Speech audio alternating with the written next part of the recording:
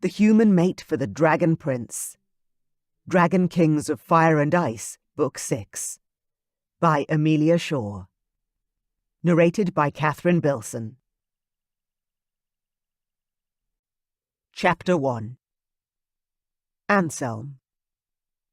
Even after nearly 30 years of marriage, my parents were still sickeningly in love. My sister Vanya rolled her eyes at me from across the dining table, then spoke to our parents. "Mom, seriously? You're going to make me lose my breakfast over here." I wasn't sure why Vanya was only blaming our mother, but she had to choose someone to lay the blame on. About 10 minutes ago, Dad had pulled Mom into his lap where he sat at the head of the table. Mom had her arms wrapped around his neck, and they were kissing and caressing each other like a couple of teenagers on heat. Mom sighed loudly and managed to climb out of her husband's arms and stand up. Then she straightened her long-sleeved royal purple dress and glared at my sister. "When you find your mate one day, young lady, you'll know what it's like. Then hopefully you'll stop pestering us." Dad laughed. "Then it'll be our turn to gripe at you." "Yeah, promises," my unmarried sister grumped. Speaking of mates. "Hey, Dad, can I have a chat with you after breakfast about something?" My father, King Stavrog, was still a strong, large man. He'd kept the people in our kingdom fed and safe for the entirety of his reign. But to me, he was Dad. The most loyal family man I'd ever known. Dad looked up at me, his eyebrows slightly raised. He knew what I was asking for. A conversation away from the females in our family. "Yes, of course, son," he agreed with a regal nod, then his characteristic grin. We finished breakfast, and my sister Vanya left the dining room alongside our mother. They were chatting about going to visit our other sister, Jessa. She lived at Uncle Eric and Aunt Marianne's castle in the Black Mountains. Jessa had married their oldest son, and the couple stayed there most of the time. Jessa enjoyed the company of her mother-in-law, Marianne, and the Queen's penchant to predict the future and cast spells. It also made sense to learn the way of their kingdom, as Jessa would one day be their queen, as I would one day be the leader of our kingdom. A daunting prospect, and a hard act to follow. For both of us. "Come, Anselm. Sit." Dad gestured to the chair opposite his. He'd moved away from the dining room table and closer to the fireplace, the castle warm considering it was snowing outside. I sat where my father dictated and waited for him to begin the conversation. He chuckled, the sound rough yet joyous. My childhood had been filled with that sound, and to this day it still made me smile. "You wanted to chat, son. What's on your mind? Hit me." I opened my mouth to begin the speech I'd rehearsed 100 times, then words failed me. I slammed my mouth shut again, self-annoyance making my jaw clench. Dad laughed again. "Would you like me to guess?" "No, it's just, I haven't said this out loud before, and I'm afraid how it's going to sound." The idea of appearing weak or cowardly in front of my father was one of my greatest fears. King Stavrog was a legend. A warrior. A man who'd saved the North and defended the South. A king who loved his people and whose people loved him back. He wasn't just a hard act to follow. He was impossible. Dad sighed and settled deeper into the cushions of his armchair. "I don't want you to ever be worried about speaking to me. I love you, no matter what." My parents' ability to embarrass me out of nowhere always surprised me. Not that I was ungrateful for their unconditional support and love. My siblings and I were lucky, and we knew it. But Dad always managed to hit me with a comment like that, out of the blue. Always. I was almost 30 years old, and yet I felt as small as I did when I was 5 years old, still seeking my father's approval. "Thanks, Dad," I managed to get out. "I love you too. It's just that..." "What?" I was lonely, on a level I couldn't even express. Even though I was always surrounded, the gnawing feeling never went away. Even with thousands of people in the village and hundreds of servants within the castle. Even with parents who were overly affectionate and often stifling in their love for me. Even with sisters that I was closer to than anyone else on the planet, I was lonely. I need my mate. There. I'd said it. Dad's eyebrows flicked up as though my answer had surprised him. Then he nodded. Yes, I remember that feeling too well. Sucked balls. And not in the good way. I practically choked on my tongue hearing the expression exit my father's mouth, then coughed to try and clear my throat again. Once again, my dad had shocked me. Yeah, it does. Dad nodded, turning his head to stare off into the fireplace. I was 35 when I met your mother. I was going insane with my need for a mate. It didn't matter who crawled into my bed or how much I ignored the feeling, the anger, the unrest. It grew and grew until there was nothing else that mattered. I wasn't sure I'd gotten that bad yet, but my future wasn't looking pretty. The depression was beginning to win, and I wasn't sure I had the strength to push it away any longer. I sat a little straighter, getting to the point of this chat faster than I'd expected to. I know you credit Aunt Marianne with you finding Mum in the human realm, but do you think it's possible for me to just cross the veil and find her? The human world was 1,000 times bigger than our hidden realm. My father, a dragon king, had been given a mental map to find his fated mate, Lucy, a human, and my mother. I wasn't sure I was going to be as lucky. You know, your Mom and Vanya are flying over to visit Jessa this afternoon. Why don't we all go? If we were going to visit Jessa, then we were going to the Black Mountains, to Marianne and Eric's kingdom. They should all be there, and I'd have the chance to ask the sorceress myself. I slid forward on my seat. You think Aunt Marianne would help me? Dad shrugged his massive shoulders. It can't hurt to ask. I sighed, feeling the weight of disappointment already pressing down on me. You don't think she'll be able to see anything, do you? Dad stood up and I followed suit, jumping to my feet. He clapped me on the shoulder, the way he did when he was trying to encourage me to go forward with something. Marianne isn't a crystal ball, son. She doesn't have a lot of control over her visions, or so she says. You can't just rub her head and get an answer. But you can certainly ask and hope that she sees something that will help you. Hope soared in my heart for the first time in too long. Thank you, Father. Dad walked toward the door. I stepped in alongside him. I'll let your mother know that we'll all go for the visit today. So go and pack, and I'll send a message to Eric as well.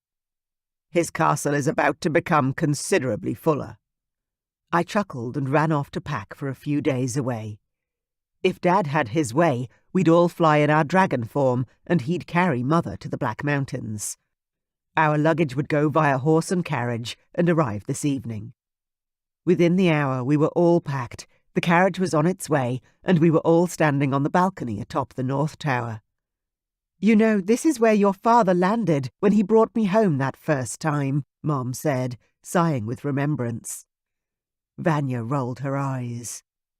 He kidnapped you, Mom. No point sugarcoating it. Mom laughed, her body shaking with the motion. Oh, don't worry. I've never forgotten that part of the story.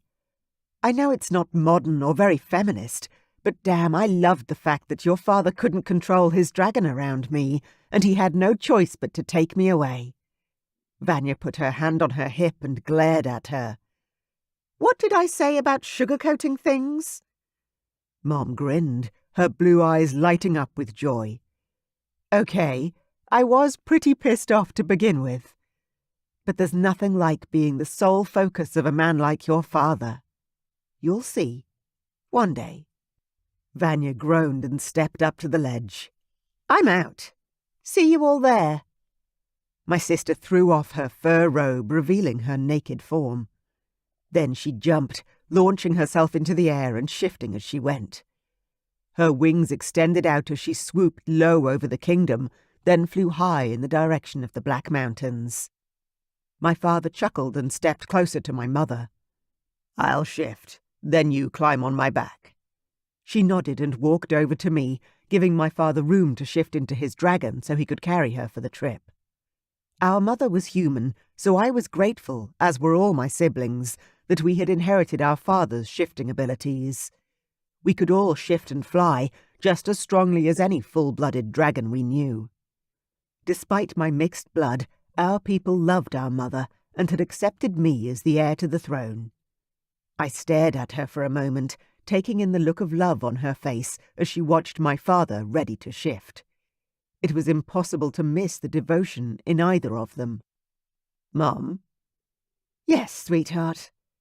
Her eyes were firmly glued to my father, who was now stripping his robe off to shift for flight. "Is that true?" She turned toward me now, her eyebrows narrowed in confusion. "Is what true, Anselm?" I swallowed hard, forcing myself past the natural resistance to asking these sorts of questions. "That you were glad Father stole you from everything you've ever known. That you were flattered in a way." Mom gripped my hand hard. "Son, at first I was fucking furious. There's no sugarcoating that. But as I fell madly, deeply in love with him and met some of his past lovers," she growled as she shuddered, "I realized that his dragon grabbing me in such a way was the one thing I could hold on to, that no one else had. He wanted me and literally fought to the death to save me." My shock was very real when I gaped at her. "He what?" She smiled softly. "I think it's time that we tell you the full story, and there's no better place than the room where it happened. See you at Eric's castle?" I nodded and watched in awe as my mother pulled up her fur hood and tugged on her gloves. It was freezing for a human to travel in our weather, something I needed to remember if I ever had to transport my own woman. Mom climbed onto my father's back and clung tight as he gently stretched out his wings and flew up into the air above the castle. No tricks or swoops like my sister. My mother wouldn't have enjoyed that. I stood on the balcony watching their figures get smaller as they moved off into the distance. There was one thing that niggled at me, like a voice in the back of your mind that just wouldn't shut up. My mate wasn't living in our realm as a dragon shifter. She was human. I knew it as a truth. I didn't know how, but I felt it. I was half human after all, so it made sense in some strange way. I stepped up onto the ledge and looked down upon my father's kingdom. The township, lands and wealth would be mine one day. The mantle of responsibility sat heavily on my shoulders, though my father carried most of the weight. He was great and mighty, but one day he wouldn't be here, and I needed a strong queen at my side to move into the future proudly. My grandparents were fated mates. My parents' love was an epic story of devotion. I would not fail to live up to the same expectations of my life. In all aspects. I threw off my fur coat and let the cold wind chill my skin. I took a large breath in through my nose, enjoying the discomfort. My dragon surged inside me, wanting out. Needing to fly. I let go of my humanity and my shifter soared through me. My bones extended, and my skin changed to the hardened protective scales of my dragon. My wings unfurled from my back, and our connection strengthened. They were each an extra limb, an important one.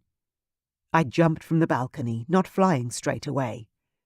Instead I fell, letting the adrenaline pump through my blood as I hurtled toward the stones at the base of the castle.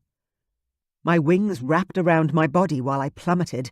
Then at the last moment I threw my wings open and soared up, across the rooftops of the village and over the homes of the people. My father's people. My people. A few of them waved, while others shook their heads at my well-known antics. When I reached the edge of our town, I flapped my wings harder to gain height, taking to the skies where the air was thin and the clouds were thick. It was time to talk to the sorceress and see if she could help me find the future I hoped was waiting for me. Chapter 2. Anselm. The flight to the Black Mountains was beautiful. It was spring, so despite the cold and scattered snow on the ground below me, many flowers were already in bloom, and the lands were unusually green. I landed on the highest balcony of the castle, noting a servant standing by with a dark cloak. I let go of my dragon, shrinking back to my human form and shivering the moment my skin was touched by a dusting of falling snow. "Your Highness," the servant called out, scurrying over to offer me the cloak.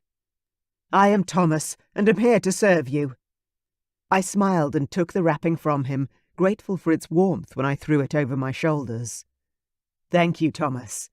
Have the rest of my family arrived?" Thomas nodded and walked beside me over to the large glass door. "Yes, they're all dressing in their quarters. Allow me to show you to your rooms."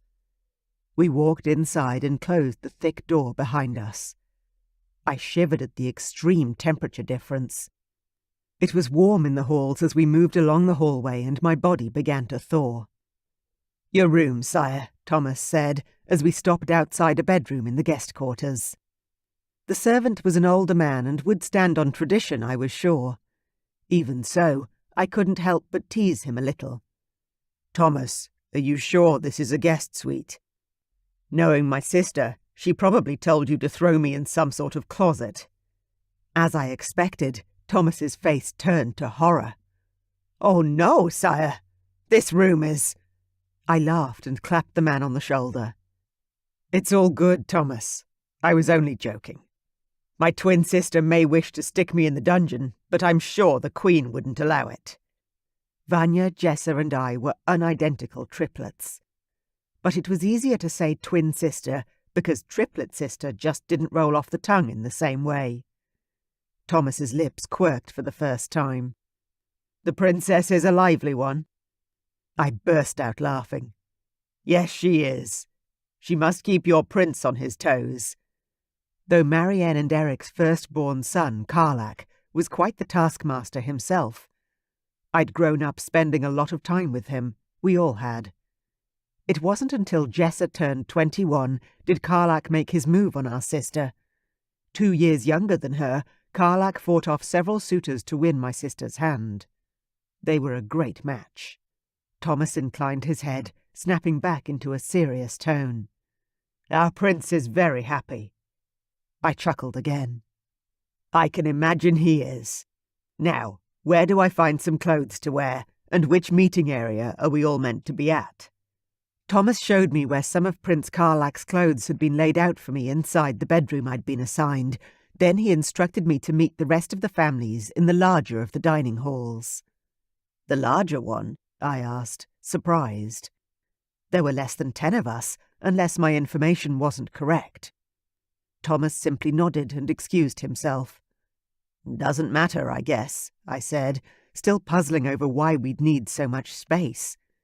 That dining table could easily seat 50 people. I dressed quickly and headed down to the dining hall. I'd be the last one there, I was sure. Whenever I flew here, I took my time, enjoying the freedom of flying in my dragon form. When I stepped up to the entryway and a servant opened the door for me, my assumption proved correct. "Late as always," Jessa declared, waddling toward me. I hadn't seen my sister in a month, and I was surprised to see how big her belly had grown in that time. "You look ready to pop, sister dearest," I said, reaching out to rub her belly before putting my arm around her for a hug. She laughed and shoved at me. "I wish I was. Unfortunately, our doctor thinks there's more than one of these monsters inside of me." I grinned at her. "I'm not surprised. You always were the most like Mother." Mother had given birth to us triplets, then our younger brother, Ian. Surely a multiple birth for Jessa and Vanya was in the cards. Jessa heaved a huge sigh. Yeah. Jessa and Karlak had been married over 7 years. It had shocked everyone that they'd waited so long to birth the next generation, but I had the feeling she'd felt guilty leaving Vanya and I so far behind. I dropped a kiss on her cheek. "I'm really happy for you, sis. You deserve the world." She met my gaze, and for the first time in a long time, I saw the glimmer of unshed tears in her blue eyes. She launched at me with her arms open wide, almost knocking me over in her fervour. "Whoa," I laughed, gripping her so we both didn't topple over. "I want the same happiness for you." She whispered the words in my ear, holding me tight. I sighed and hugged her tighter, my heart aching at the love I felt for her. One day. We pulled apart, and that's when I realised the party was larger than just the two royal families. "Auntie Cass, I didn't realise you were here." I walked forward to greet the large party standing next to the huge dining table, laden with morning tea. Fruits and cheeses, drinks and breads. I hugged my father's cousin and our hosts. "Hello, Aunt Marianne," I said, giving her a squeeze before moving on to shake hands with Uncle Eric and Cass's two sons, Theo and Bernie. "Where's Uncle Damon?" I asked, looking toward Cass. Cass rolled her eyes. "You know Damon. He doesn't like to leave the castle, and I felt like a break from the freezing temperatures." Theo laughed. "Dad's dealing with a failed crop and more building. Our population has boomed the last few years, and we don't have enough housing for everyone." "If you need help, I'm available," I offered, feeling the need to get my hands dirty again. I'd spent many months at the Winter Kingdom through the years, and the work there was hard, but very satisfying. Leo turned to me with a grin. "We could use more hands, Anselm. You're always welcome. You know that." I smiled at the boy who'd become a man since last we met. Leo was at least 5 years my junior, but had grown a lot these past years. He was the heir to his father's kingdom, and we'd grown up together. Mother, Marianne and Cass all got along famously, as did our fathers, so we were as close as blood cousins. We'd spent many long winters and short summers together. We'd seen each other through childhood and adolescence, and now as young adults, we were ready to see what the future held for each of us. Vanya, Jessa and I were the oldest of the lot, but age seemed irrelevant when we all got on so well. We sat down to a morning tea, laughing and chatting and telling stories. It was great being around the people that I considered my family, both blood and bonded. The darkness in my heart, that aching loneliness, receded at times like this. When there was a lull in the conversation, I looked toward my mother. "Weren't you going to tell us a story of something that happened here?" Mom's eyes widened, then she nodded. "Yes." She turned to my father, who was seated beside her. "I told Anselm that you once fought to the death to save me. Would you like to tell the story?" My father's surprise was a palpable thing. His eyes widened, then he stared at my mother, speechless. She turned back to me to explain his reaction. The three of us, Stavrock, Marianne and I, agreed we'd never tell you all this story, but I think it's time. Now I was more confused than ever. I stared at my father, who was still as silent as I'd ever seen him, and was staring at Mom with a quizzical frown bending his brows. Finally, he spoke. "Lucy, I trust you with my life, so if you think it's a good idea to tell the children." "As long as it's okay with you also, Marianne," Mom asked, casting her question across the table toward my aunt. Marianne and Eric stared at each other for a long moment, then they nodded in unison. "What on earth is going on?" Jessa demanded, crossing her arms over her large belly. I laughed out loud at her obvious annoyance. "If Jessa doesn't know, this must be one huge secret." "Oh, it was never meant to be a deliberate secret that we kept from you all," my father said. "We just put that part of our life behind us after you were born." "Shall we leave?" Theo asked, standing up next to his mother, Cass. "Perhaps we shouldn't." "Oh, sit down." Cass pulled her son back to his seat. "I was there for all of this. I know the story. And it's a good one. So go on, Stavrock. Tell it. My father, now in his mid-60s, sighed heavily as he sat back in his chair and began to tell us all his story. It feels like yesterday, but 31 years ago, I was unmated. Cass slid forward and interjected. Other than Damon, he was the only unmarried king, and the elders wanted him to hurry up and find his queen. I smiled at my dad's cousin. Cass had often looked after us when we were little, and I had great affection for her. Yes, anyway. I held a dinner at the castle, and all the kings came, including Marianne and... Dad glanced toward Marianne, who finally joined in the conversation. My first husband, King Magnic. My half-brother, Eric said. Silence descended, and my sisters and I looked at each other, gobsmacked. Marianne had been married to King Eric's older brother. Seriously? Barry asked, the youngest of Cass's sons. Cass flicked her son in the arm. Yes, seriously. What happened? I asked, a sudden tightness in my chest squeezing a little harder. Mother had pushed for this story to come to light for me, and I wasn't going to miss any of the important details. The older adults exchanged glances, then Marianne spoke. Magnic was a power-hungry, evil man. He wanted Stavrock's lands as well as his own, and when he found that he couldn't buy the lands from him... Of course not! Vanya exclaimed, sounding horrified at the idea that our father would sell even a small part of our precious home. Why would Dad sell our land to any of the other kings? How ridiculous! Exactly, Marianne said with a small smile. But Magnic wouldn't be put off. When I told Stavrock about Lucy, and he went and stole her away from the human realm. Thanks again for that, Marianne, Mom interjected with a grin. We all laughed, lightening the mood, though my stomach remained tight with expectation. I had a feeling I knew where this was headed. Magnic took Mother, didn't he? I asked. I stared at Marianne, who nodded, her cheeks darkening with a blush. Yes, and I'm sorry to say I didn't free her when I could have. Don't you dare blame yourself, Mom said, her tone brooking no argument. He was an abusive husband, and you helped me as much as you could. And look how it all worked out. Mom gestured to the large table, filled with 2.5 generations of royal dragon bloodlines. Marianne rubbed her forehead just above her right eye, as though she had a headache. Well, as you can all imagine, Stavrock didn't take it lying down.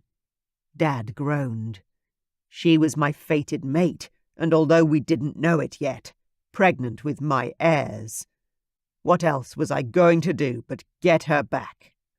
I stared at my father, my heart thumping faster now. What did you do, Dad?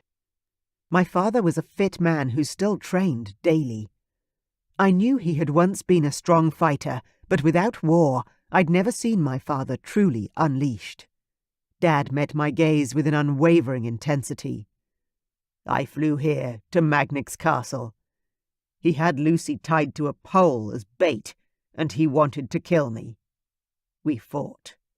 I glanced at Jessa, who sat beside me, both of us putting the ending together. Magnic was gone, and Eric had ascended the throne. Did that mean... And you won, Dad? Vanya asked, her voice breathy and hopeful. Dad's grin split his face. Of course I did. I stared at my father. And by win you mean? I needed to hear him say it. Had my father, the calm and gentle king I'd always known, killed another dragon? But it was Cass who spoke. Your father killed him, of course. She tusked loudly. He took out those foolish humans who dared to kidnap and torture my sister-in-law, too. He what? It was Barry again, so Cass launched into another story featuring Marianne's foretelling, fated mates, and my father's protective nature. By the time that story was finished, Dad was actually looking embarrassed. Okay. You can start telling stories about something else now. Cass grinned at her cousin. "Okay. Well, how about how you and Eric battled the wolves to save the Winter Kingdom?" "The wolves?" I asked, staring at Cass for more information before turning back to study my father. Suddenly, I was seeing him in a whole new light. He had rescued my mother from what sounded like an abusive tyrant, fought off wolves. Oh, for pity's sake.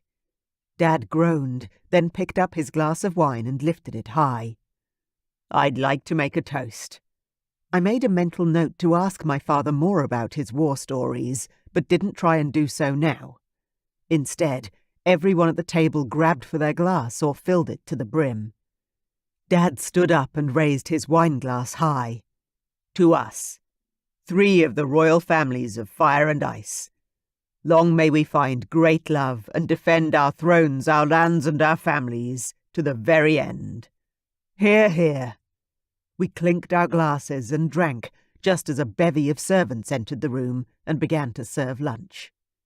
I glanced across the table at my mother, who was beaming with pride and happiness.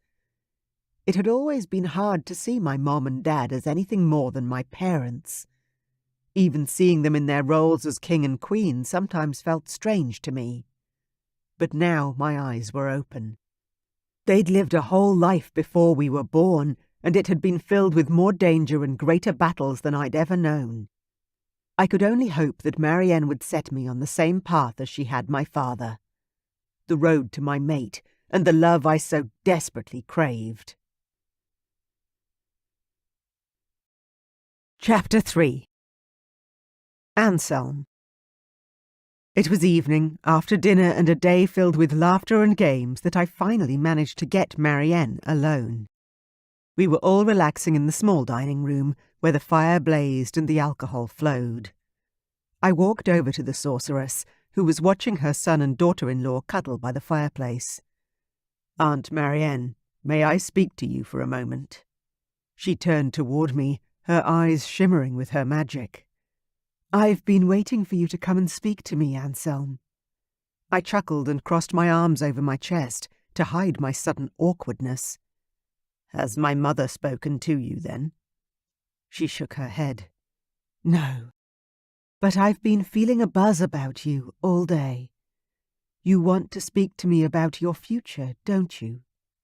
I nodded, my breath catching in my throat. "I do." She sighed. "I'm happy to help, Anselm. But you need to know, I don't have a lot of control over what happens or what I see. I can be lucky, and the information is ready and waiting for me, but it's been a long time since I tapped into this sort of power." I gave her my full attention. "Please. I need to find out who she is. Then I can go find her."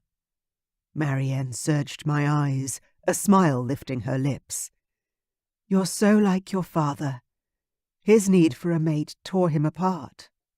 I ran a hand through my already frazzled hair. I had been doing that a lot lately. The frustration was intense. "I haven't gotten that bad yet, I don't think. But it's getting there," I admitted. Marianne nodded once. "Give me a moment to tell Eric what we're doing, then we'll retreat to the library for a chat." I watched her go, then my gaze fell on my mother, who was watching me intently. I smiled reassuringly and nodded, hopefully communicating correctly that Marianne had offered to help. I wasn't reassured, however. I was worried. Terrified, in fact, that she wouldn't be able to help me. Marianne was my last hope, and if she couldn't see anything, then that would leave me with nothing but this gnawing depression that ate at my heart and grew larger every day. When Marianne came back, she took my arm and led me into the hallway, down a little way, then into the library. It was a huge room, the space lined with walls and walls of full bookcases. I smiled as I looked around the room. "I see why Jessa loves it here so much. She always did love reading. She must spend all day in here." Marianne smiled. "Yes, she does. Now, come sit by the fire." The lights in here were dim and the room quiet. I shivered as a premonition stole over me. This was the perfect place for a future reading. I followed her to the chairs by the fireplace and sat where she told me to. "How do we do this?" I asked, assuming she'd whip out some sort of spell book or crystal ball to help her see the future. "I just set my intent to help you find your mate, then I hold one of your hands and tune into the magic. If there's an answer there, it will come to me." If. One of the worst words I knew. "Okay," I said, ready to give her my hand whenever she asked for it. Marianne closed her eyes for a long moment.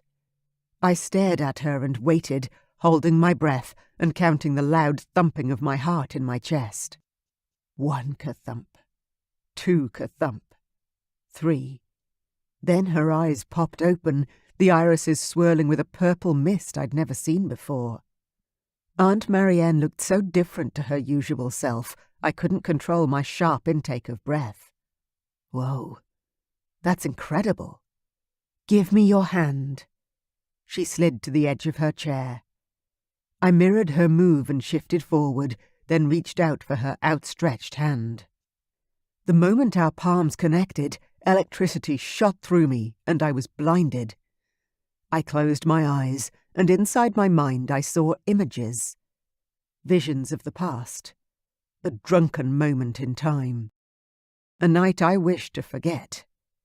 A night I hadn't been able to forget, no matter how hard I tried. I wanted to wish the vision away, and yet I couldn't. There she was, the woman I'd tried so hard to forget. Kayla. Marianne hissed, almost like she was in pain, then she let go of my hand, and everything snapped away. I opened my eyes, not even realizing that I'd closed them. "Did you see what I saw?" I asked. My voice sounded hoarse, as if I'd been shouting. "You know your fated mate. You've already been with her. Oh my! You have to go!" she cried out, jumping to her feet. "Now!" "I have to go," I repeated, rising like she had. She gave me a shove in the center of my chest, then turned me toward the door. "Your mate needs you. Desperately. It's a matter of life and death, Anselm. She isn't going to survive the—" Marianne shook her head, as though she didn't want to say any more. Automatically I raced for the door before I stopped and twisted around. "What are you saying, Marianne?" She couldn't mean that Kayla was my fated mate.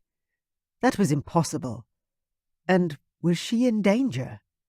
Was she dying? I felt ragged from the emotions that rushed through me, but I didn't even understand them, let alone be able to process the news. How can I not have known my own mate? "The human woman from the bar," she said, her voice sounding a little strange. "She is your mate, but you didn't recognize her when you should have. She blames you for leaving. Oh my. Anselm, you really screwed that up. You need to go to her. Now. Before it's too late." She didn't need to tell me again. With the shock of her revelation echoing in my mind, I started running, back to the room where our families were. My parents were on their feet the moment I entered. I called out to them from the doorway. "I have to go." "Where to?" Mom asked. "The human realm. I have to." I ran a hand through my hair, feeling despair claw at me. Of all the women to have wronged. Marianne burst into the room. "Anselm, you need to go. Tonight. Now." I turned to the sorceress, finally seeing the full might of her power that everyone talked about. It rippled around her, a palpable thing in this moment. "Where is she? Where can I find her?" "She's at home," Marianne said. Here." She grabbed for my forearm, and coordinates exploded into my mind. The same town I had visited last time. Which street, though? Marigold Road. Red brick. Small house. Marianne moaned and let go of my arm. I haven't got anything more. I lunged forward and hugged her tight, holding her up to prevent her from staggering sideways. Thank you. Thank you. Thank you. Then I let her go and started running up to the balcony I'd landed on when I first arrived. I reached the large glass doors and began undressing faster than I ever had before. My dad was hard on my heels. I'll come with you. I turned around as I unbuttoned my shirt and tossed it to the carpet in my haste. No, I know the way. I've been there before. Dad frowned. When? I don't. He'd never given us permission. It was true. Didn't change the fact that we'd gone. I flew across the Vale with Ian. We never told you. My father's glare was mighty, as I'd expected. When? He demanded. Last summer. 7, 8 months ago. My father was nodding, breathing hard. His eyes were flashing yellow, his shifter flying up to the surface. He was trying to control his temper, but I just didn't have time for this. Dad, when I get back, you can sit me down and lecture me. Punish me. I don't care. But I have to go. Now. I dropped the rest of my clothes to the ground and pushed open the door to the balcony. The cold air whipped around me, and my dragon surged to the surface. Dad ran onto the balcony after me. There's a cabin just beyond the Vale where you can get clothes. They'll help you. I nodded, speech impossible now that I was a dragon. We'd managed to carry clothes with us last time, between Ian and I. We'd gone with a clear head, decided first what we'd do and with a plan to execute. Pity that plan had gone to shit. Dad backed toward the door and lifted his hand in a wave of farewell. Good luck, son. Hopefully we'll see you very soon. I turned to face the ledge and dove straight over the side of the castle wall. I didn't spin and play the air currents this time. Instead, I flapped my wings hard and headed straight for the veil that separated our two worlds. My fated mate was human, which I'd always assumed. But it was Kayla. Kayla! With her gorgeous smile and warm, luscious body. I'd met my mate, and then I'd left her behind. Abandoned her. I growled into the breeze, remembering her face, the way her body had squeezed me tight. She'd given my soul solace that night, but I'd been too drunk to find out where she lived. Too wasted to even get her last name. My brother had dragged me home, and I'd added Kayla to my long list of one-night stands and tried to forget her. The veil shimmered in front of me. The sky was dark, being night-time, but my dragon vision was 10 times better than my human eyes, and I saw the portal clearly. I flew straight through the portal to the human world, the heat of a spring in the human realm hitting me hard.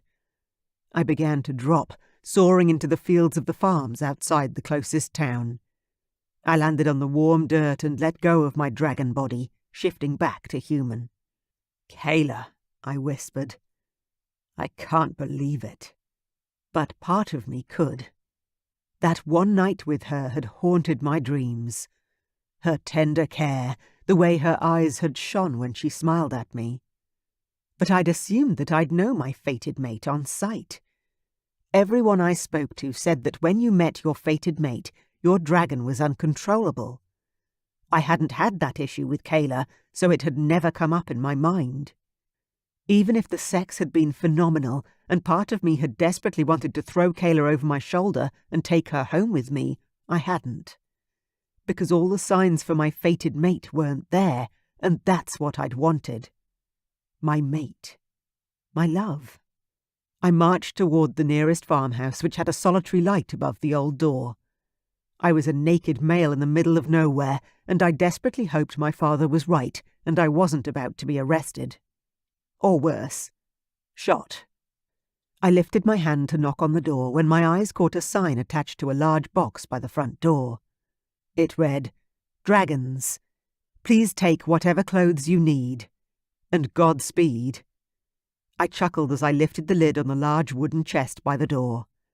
Inside were neatly folded shirts, pants, jeans, and jackets. I grabbed what I needed.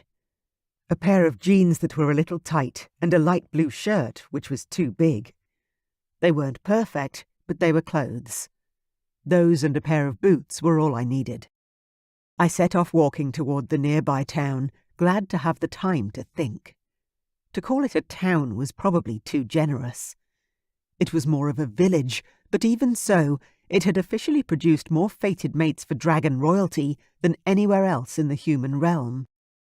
The list was growing. I began to tick them off as I walked. Mom, Sarah, Katerina, and now Kayla. Was there something special in the water around here?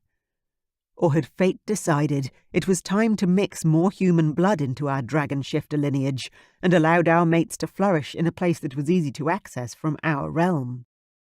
I didn't have the answers, but I had a hell of a lot of questions.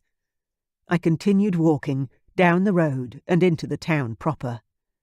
The small, semi-identical houses lined the streets, and due to the lateness of the hour, most of the homes didn't have any lights flickering in the windows.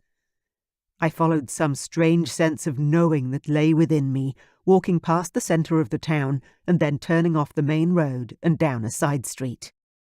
I was looking for a sign, quite literally, that would take me to Kayla's house. I walked past a food market that was currently dark and silent, then stepped past a butcher's shop and a bakery. I was about to cross the street and continue past the remaining shops on the other side, but there it was, right above my head. Marigold Road. My heart began to pound as I turned into Kayla's street and hurried on toward her home address. I didn't know the number, but I knew what the house looked like, thanks to Marianne's vision. I walked until I found it. A small, single-story red brick house. And there was a light in the window. She was home. And she was awake. Chapter 4. Kayla. My back was killing me. I couldn't sleep. Not for love nor money. Because of the baby, I couldn't take anything for the pain, so I didn't bother trying to sleep. I just bounced on the gym ball the doctor had suggested and rolled my hips around and around. This bloody baby needed to come out. Like, now. There was a knock on the door, and I glanced up at the clock on the wall. 10:11 p.m. Who on earth would be coming to see me at this time of night? I checked my cell phone for any missed calls or messages. Nothing. The knocking sounded again. I used the ball to bounce myself to my weary feet, then waddled over to the front door. The security peephole made it easy to look through, but it was dark on the doorstep. I needed light to see who it was. I set up my cell phone to dial for help if I needed it, and flicked on the light. "No!" I gasped out, my voice denying the truth of what my eyes were seeing. Anselm, the drunken worm, was on my doorstep. My heart began to pound.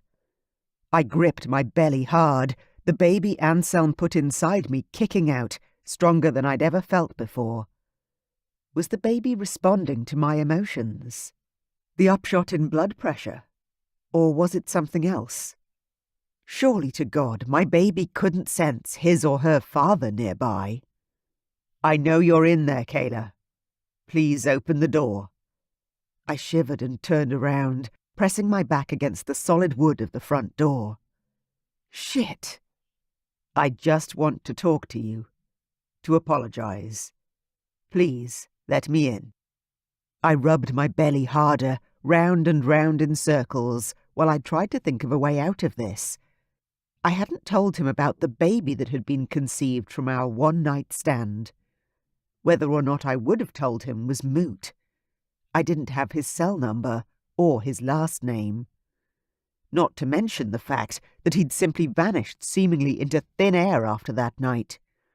There had been no way to find out who he was or where he lived. No way to let him know about the consequences of our night together. I stood up straighter, taking short, sharp breaths while I tried to calm down. Go away, Anselm. I don't want to talk to you. Such an unusual name for a man, but then the name matched the man. He was so beautiful it hurt to look at him.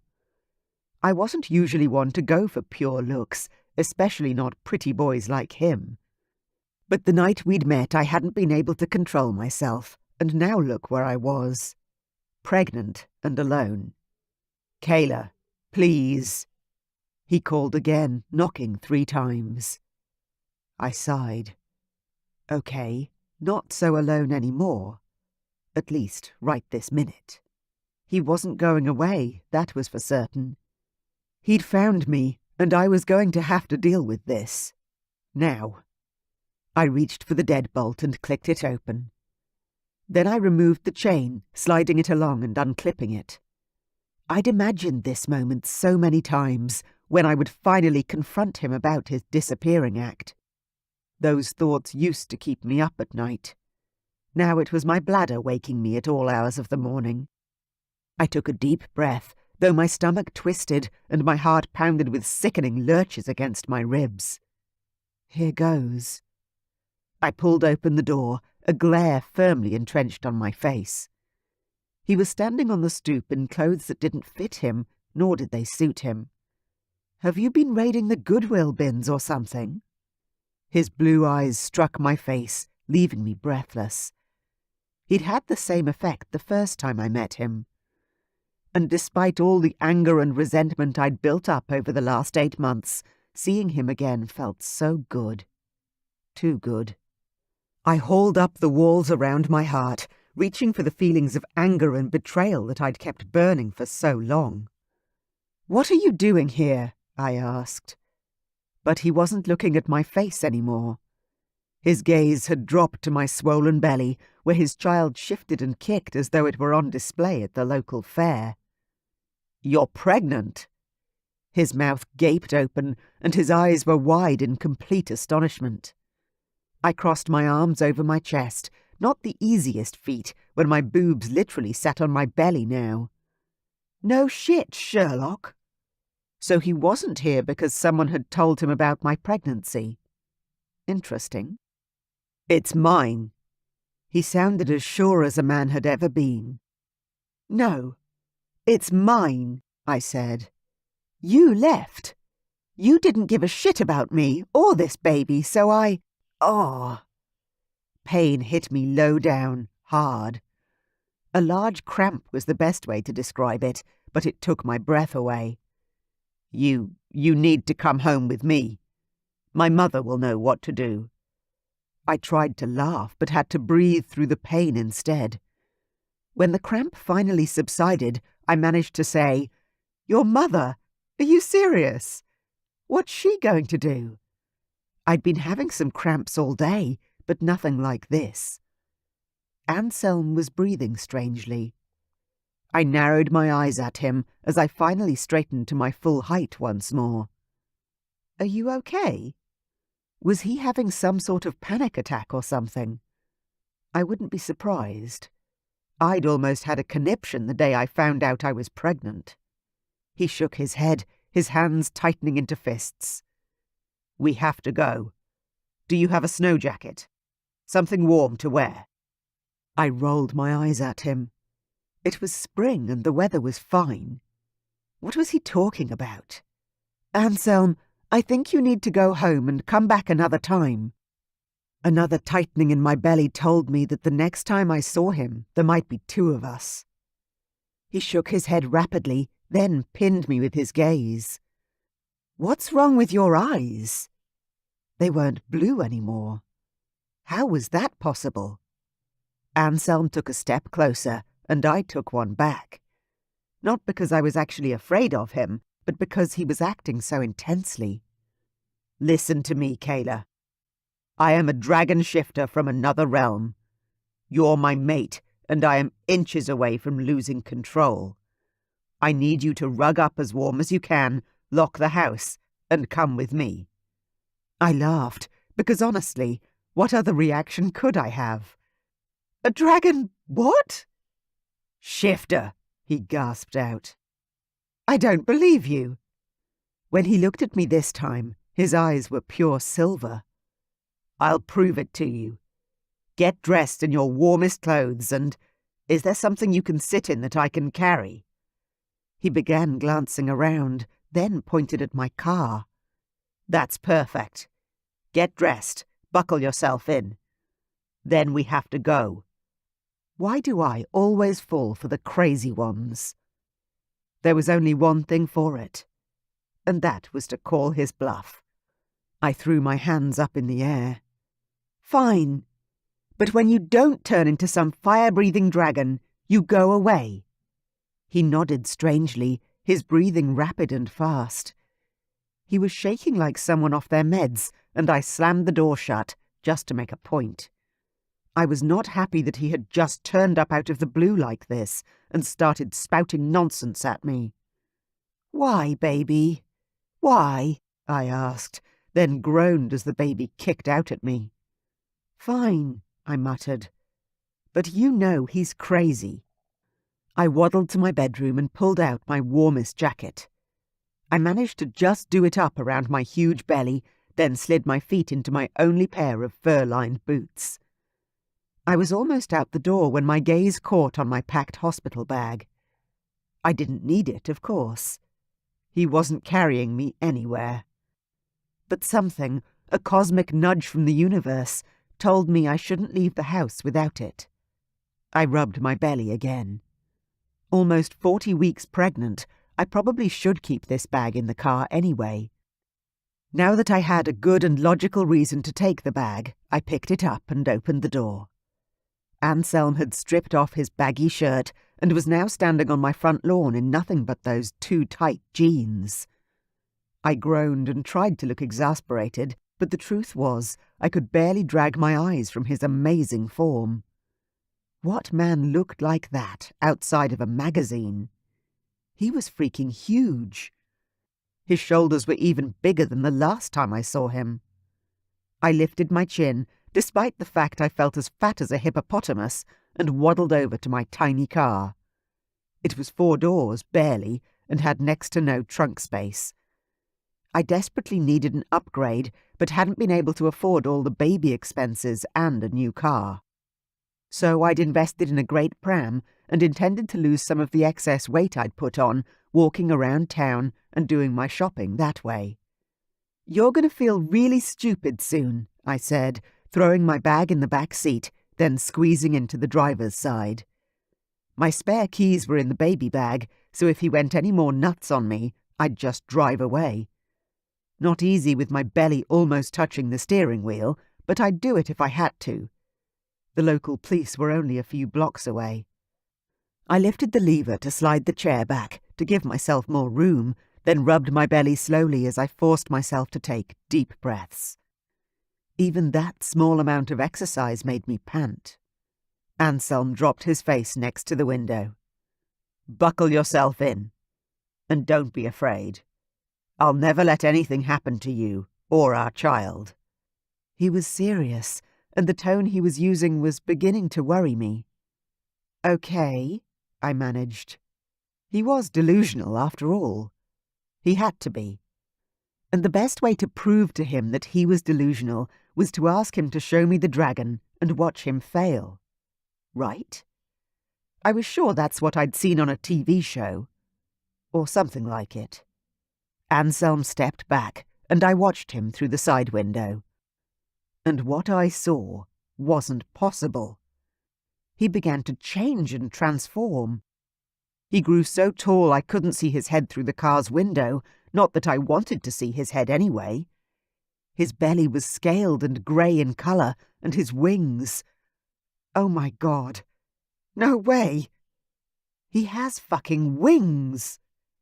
My heart pounded, and my baby rolled and kicked in seeming excitement. I hoped the kick of adrenaline wasn't hurting my baby at all. I reached for the door handle to try and get out, but Anselm took a step toward me, and I froze. Was it even him anymore? Would he recognize me? Or would he hurt me if I tried to run away? The dragon, because honestly, there was no other word to describe the creature that was standing right in front of me, flapped his wings and flew up into the air. I gulped down the scream that rose and closed my eyes. "It's gone. It's okay. It's gone." I rubbed my belly in calming circles, though my heart hammered loudly in my chest. Calm down. Calm down. A loud bang, like something had landed on the roof, made me scream out, terror shooting through my veins. I reached for the door handle and tried to push it open, but now a long talon held it closed, stretching over the top of the door and across the window. "No! No, no!" I pushed again and let out another yelp as the car lifted into the air. My arms flung out, pushing against the door and the seat beside me. I closed my eyes and began to chant. "This isn't happening! This isn't happening!" I was shaking with fear and knew I had to be in a dream. But God, did it feel real? I opened my eyes again and my jaw dropped. We were high, like really high in the air. My stomach swooped and I retched, trying not to be sick. There was a bottle of water beside me. I reached for it, my hands shaking as I popped the top and took a sip. Then another sip, trying to calm down. I put my seatbelt on, right?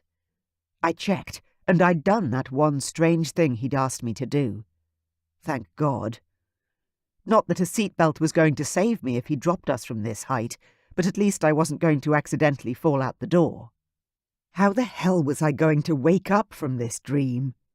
By having a heart attack, probably, but that certainly wasn't the best way. I had to just force myself to wake up. Wake up! Wake up!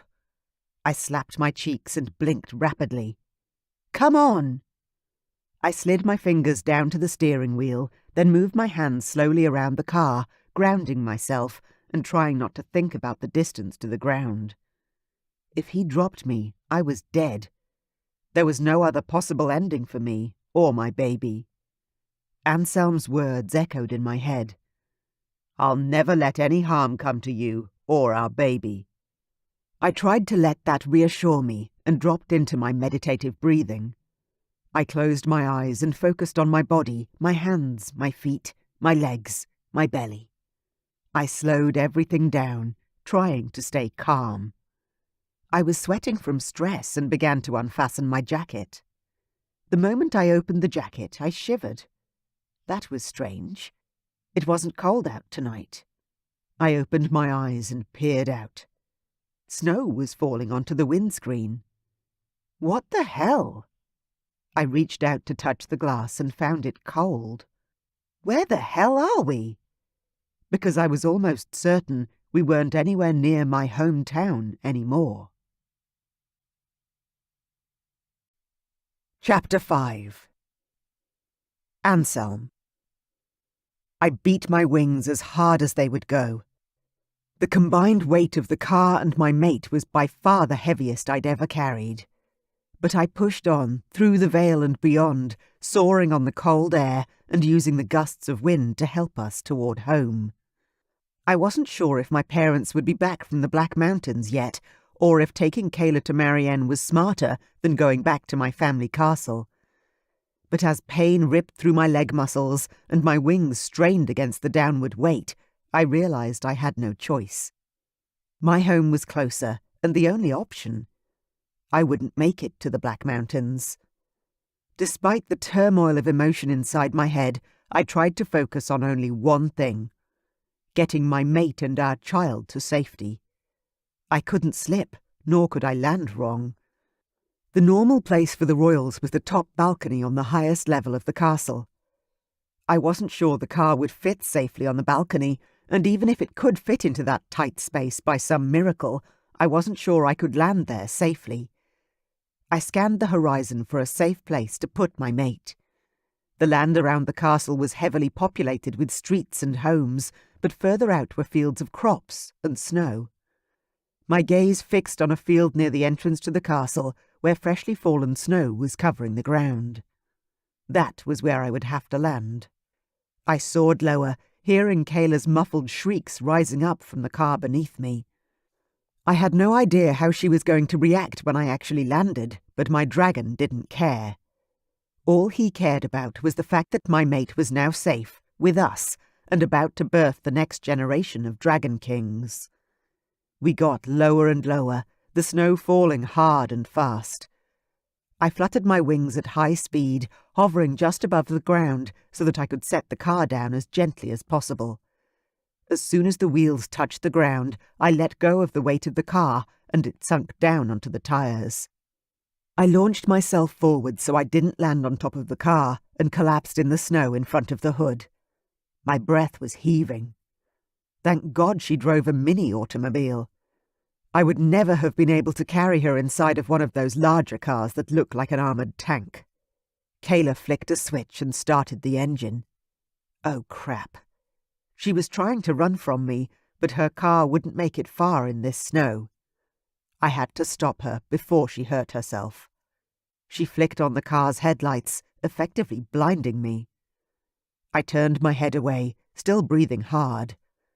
My dragon was exhausted, but extremely satisfied with the results. We had our mate in the land of fire and ice. That's what my father called our realm. I let go of my shifter, transforming back to my human body, the freezing cold night air hitting my naked skin like 1,000 needle pricks. Kayla's car was still on, the engine humming and the lights focused on me. But she wasn't driving anywhere. Not yet, anyway. I lifted my hand to shield my eyes and called out, "I'm going to walk over before I freeze to death, Kayla." She could be hyperventilating, or so mad she'd punch me as soon as I opened the passenger door. Either way, I was getting in that car. I was ready and willing to handle anything she threw at me. I hurried over the icy ground to the passenger side of the car. The door was initially stuck, but with a bit of tugging and swearing I managed to yank it open and jump inside, shivering as the warmth of the car's heater vents passed over my almost frozen skin. Damn, it's cold out there. Kayla had her hands wrapped around the steering wheel, her knuckles white in a death grip. "Anselm!" she ground out between gritted teeth. "Where the hell are we?" I turned to her, trying to keep my tone calm. "We crossed the veil into my realm. It's usually hidden, and not many humans know it exists." "Humans?" She repeated the word with a strange note in her voice, as though I said something wrong. "Yes, we're not human. We're dragon shifters. As you just saw." She'd asked me to prove I really was a fire-breathing dragon, though I hadn't really shown her the fiery part yet. She was nodding and gulping, her throat making a weird noise. I reached out to touch her arm, but she practically shoved my hand away. "Hey, are you okay?" She twisted to face me, her dark eyes flashing. "Am I okay? Did you just really ask me that? No, I am not okay. I am freaking out. I cannot be here. This has to be a dream." I was warm enough now, thanks to the heater in Kayla's car doing an admirable job, but we couldn't stay here forever. "It's not a dream," I told her, as softly as I could. "But we're going to leave the car and go inside the castle gates. This car won't keep us warm very long in this climate. Not to mention the fact that I was naked and there weren't any clothes for me to change into in her car." Kayla glanced down at my body as though she could hear my thoughts, then groaned loudly. "You're going to get arrested for public indecency." I couldn't help but laugh, which earned me a glare and a punch in the arm from my feisty human mate.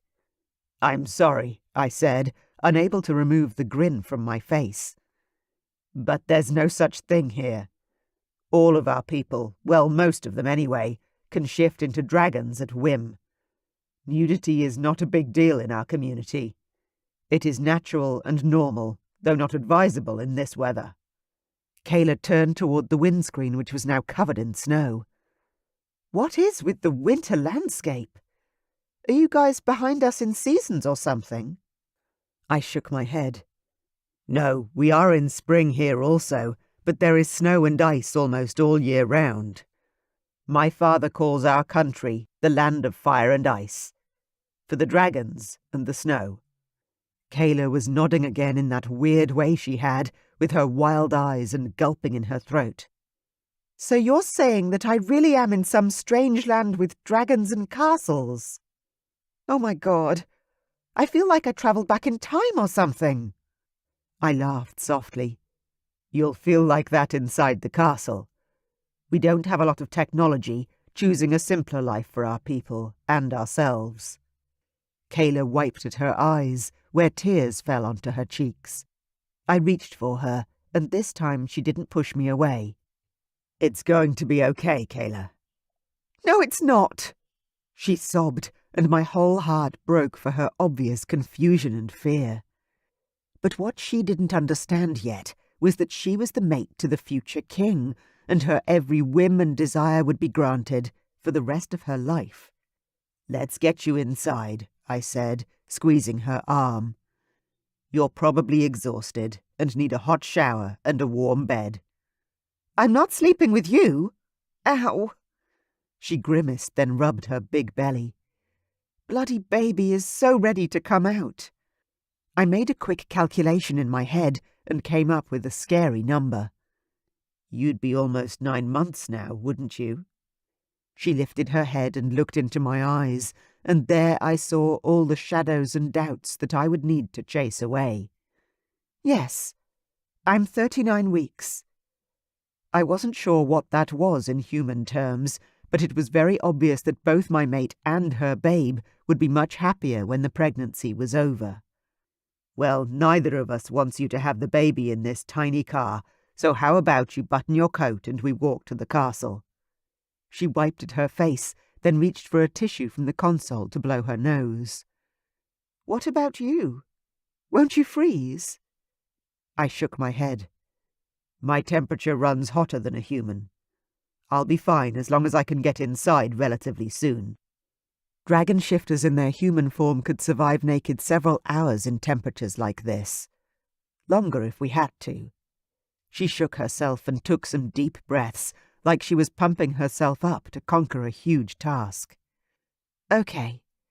Can you get the baby bag from the back seat, and let's go see this castle?" God, I never thought I'd say that in real life. I grabbed the large duffel bag that she pointed to in the back seat and opened the car door to get out. She wasn't moving, though. "Are you coming with me?" Kayla looked over at me. "Can't you just fly me home? Put me back into my warm bed. I promise I'll never come after you for maintenance, and you can forget about us completely."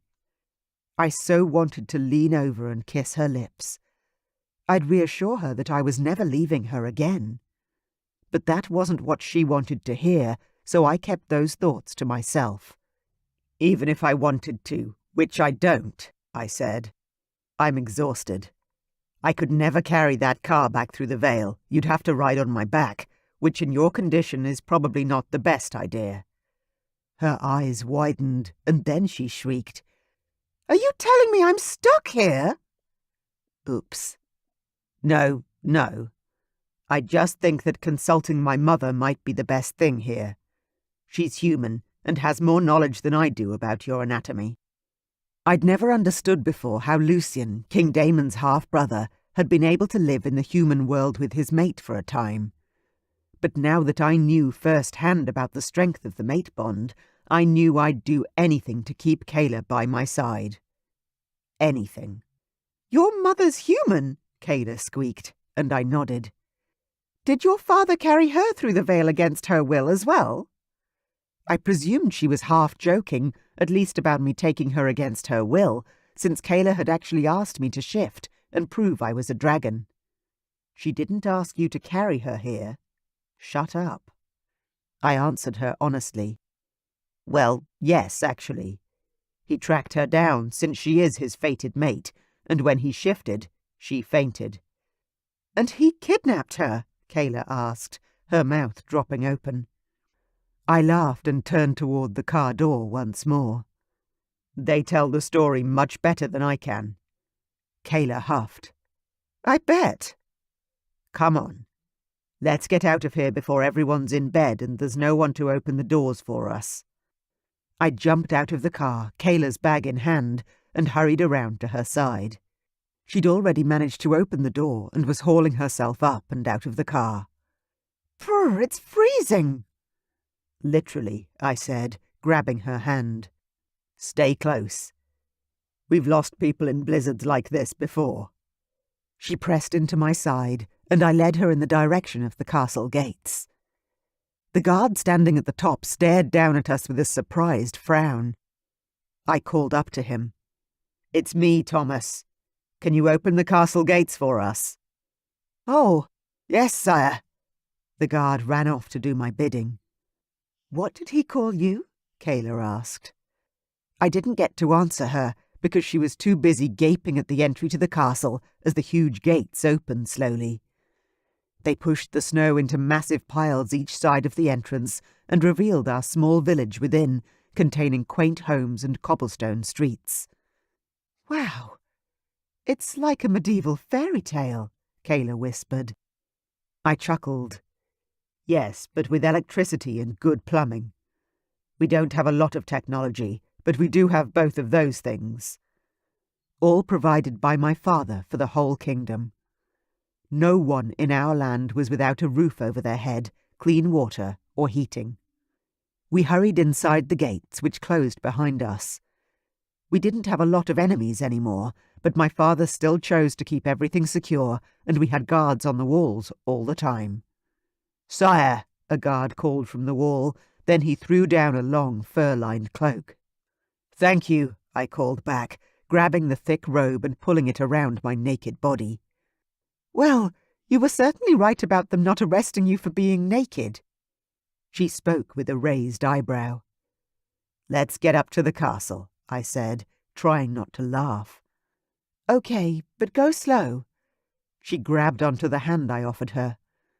"I'm not built to hustle at present." "Oh, of course."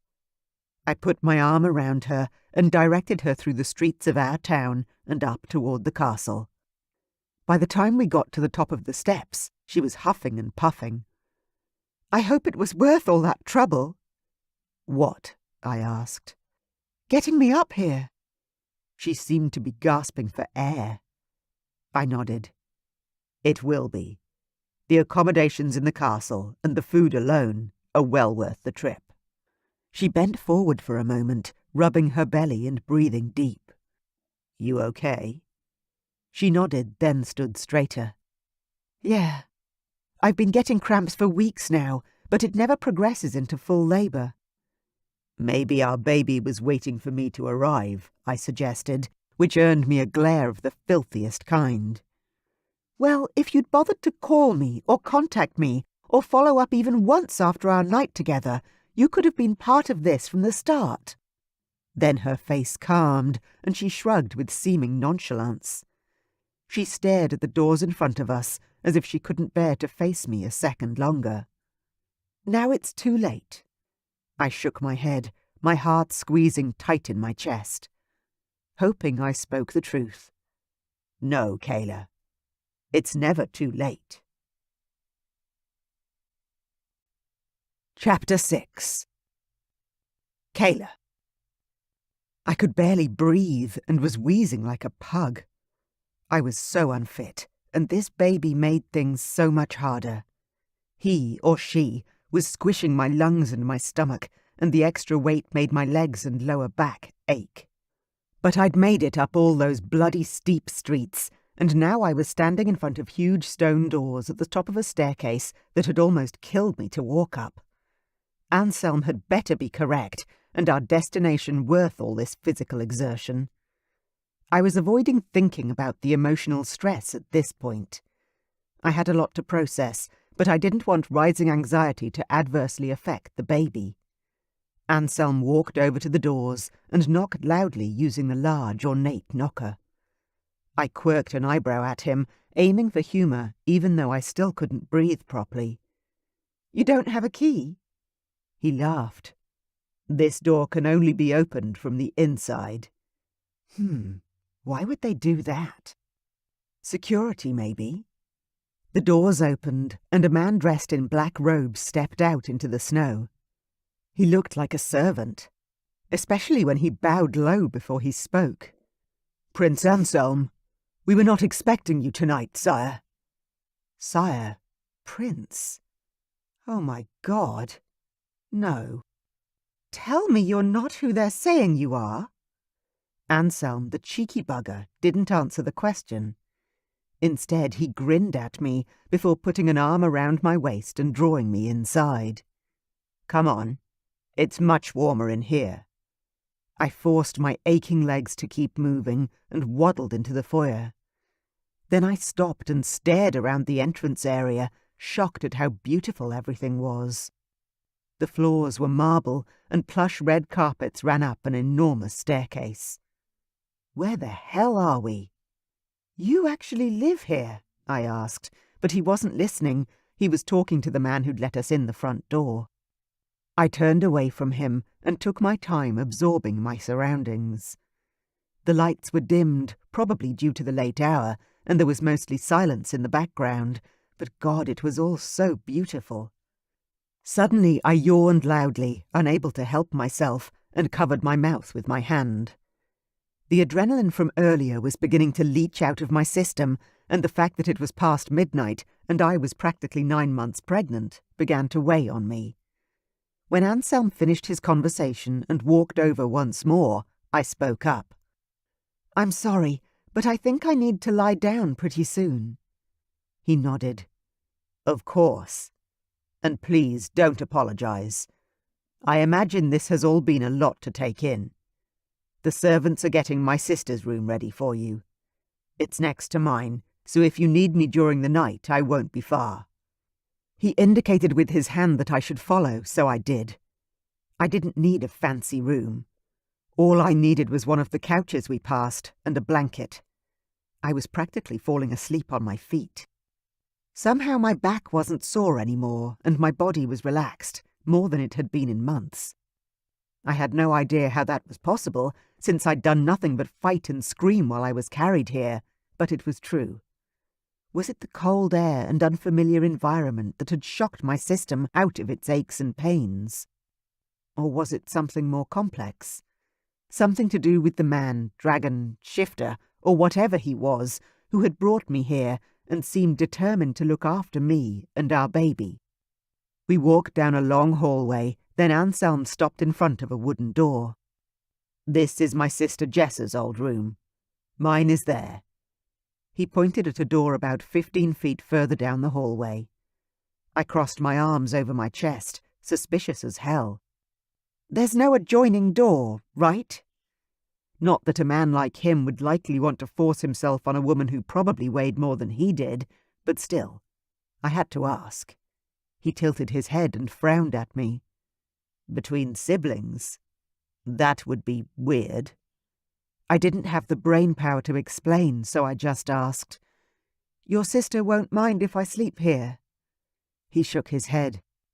"No, not at all.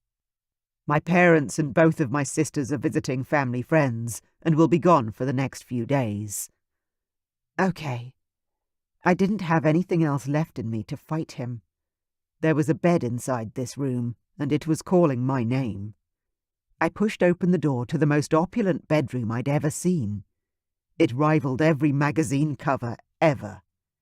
In the middle of the room was a huge 4-poster bed with white draping curtains and golden blankets thrown over the coverlet. Wow, I was literally speechless. "Let me tuck you in." Anselm took my hand and tugged me inside. There was only a single light illuminating the room, a gold lamp on the bedside table. "Tuck me in?" "You don't need to do that," I grumbled, shoving off my large, warm coat and sitting down on the plush bed. "I've been putting myself to bed alone for a long time." I kicked my feet out of my fur boots, or tried to, but my right foot got stuck. Shit. I reached down to shove at it, or at least I tried to, but had issues bending because of my belly. Anselm knelt at my feet. "Allow me." He gently pulled at both boots, and they easily slipped from my feet. Then he set them to the side, stood up, and rolled back the bed covers for me. I was too exhausted to be angry or fight him. I crawled beneath the blankets, so soft and warm, and put my head on the pillow. The whole bed felt like a giant cloud folding around me. Oh, this is heaven. I rolled onto my side, grabbed one of the many pillows and tucked it between my knees, and closed my eyes. Anselm kissed my forehead lightly, a mere brushing of his lips against my skin.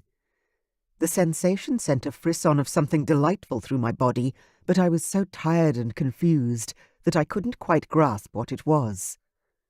"I've missed so much, my beautiful mate," he whispered. "I won't miss anything more. I promise."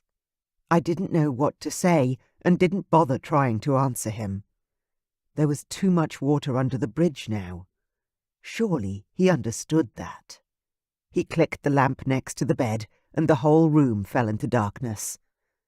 I stayed awake just long enough to hear the door shut, then I slid into a deep sleep. Waking up wrapped in a cloud couldn't feel better than the place I woke up in the next morning. For the first time in far too long, I'd had hours of uninterrupted sleep.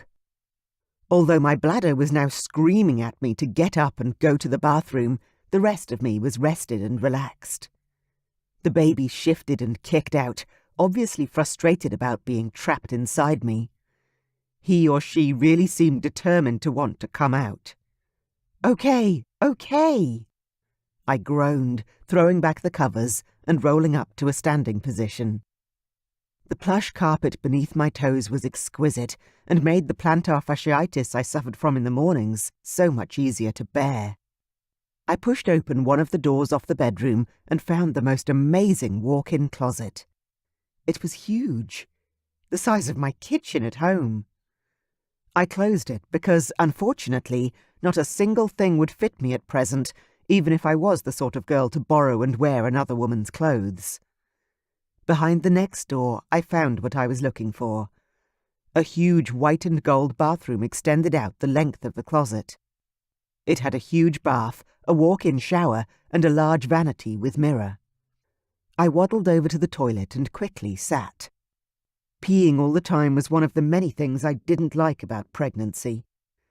I finished up, washed my hands, and contemplated a shower.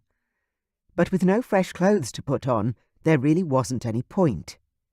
As though someone had heard my thoughts, there was a knock at the bedroom door, then a woman called out, "Hello? Kayla?" I turned toward the friendly voice and walked back into the huge bedroom, which showed itself to be even bigger in the daylight. Seriously, who are these people? There was a woman laying long dresses on the bed. Rich fabrics with long sleeves and hoods that I assumed would assist to keep out the cold. Hello," I answered. She turned and looked at me, her intelligent gaze taking in my size in a measured heartbeat. "I can definitely alter something of the Queen's to accommodate that belly. We need you to be comfortable, don't we?" Perhaps she was a dressmaker or a housekeeper. She looked about 50 with greying temples and her hair upswept into a bun on top of her head. "Do we?" I asked, walking back to the bed and sitting down once more, my feet still aching. I stretched my legs, rolling my ankles around and wishing for the pain to subside. "You must take a bath," she said. "It will help with your aches and pains. I will just take a few measurements, then I'll bring you back some clothes to wear." I reached out to touch the dresses she'd already brought me. "These are just beautiful." The woman, whose name I still didn't know, hummed with approval. "Yes, the Queen does have nice taste." "The Queen," I repeated. Was she serious? "Yes. Anselm's mother, Lucy." The woman finally introduced herself. "I'm Sadie. My mother has been the housekeeper here since King Stavrock was a child." "Nice to meet you, Sadie," I said. "You probably already know, but I'm Kayla." She nodded, then reached out her hand. "Stand up. I need a measurement, then I'll be on my way." She whipped out a measuring tape, made a quick measure of my hip, belly, and bust, then thrust the tape back into her pocket. A true professional. I couldn't help grouching. "I'm sure you won't have anything that fits me. My original body was hard enough to dress, but my belly has just made everything twice as hard. I was a size 18 to 20 anyway, and once I'd gotten pregnant, my boobs had gone up 3 cup sizes." Sadie tusked with disapproval. "You humans, always worried about being too big. Your weight is a good thing. It gives you strength and sexuality, not to mention the ability to birth your babies well." I glanced down at my hands. I'd always been uncomfortable with my weight. No matter what I tried, it never changed. I didn't know what to say to her, so I just kept quiet. "I won't be long," Sadie said. "I'll draw you a bath and you can have a good soak. Then you can dress and go to breakfast with the prince."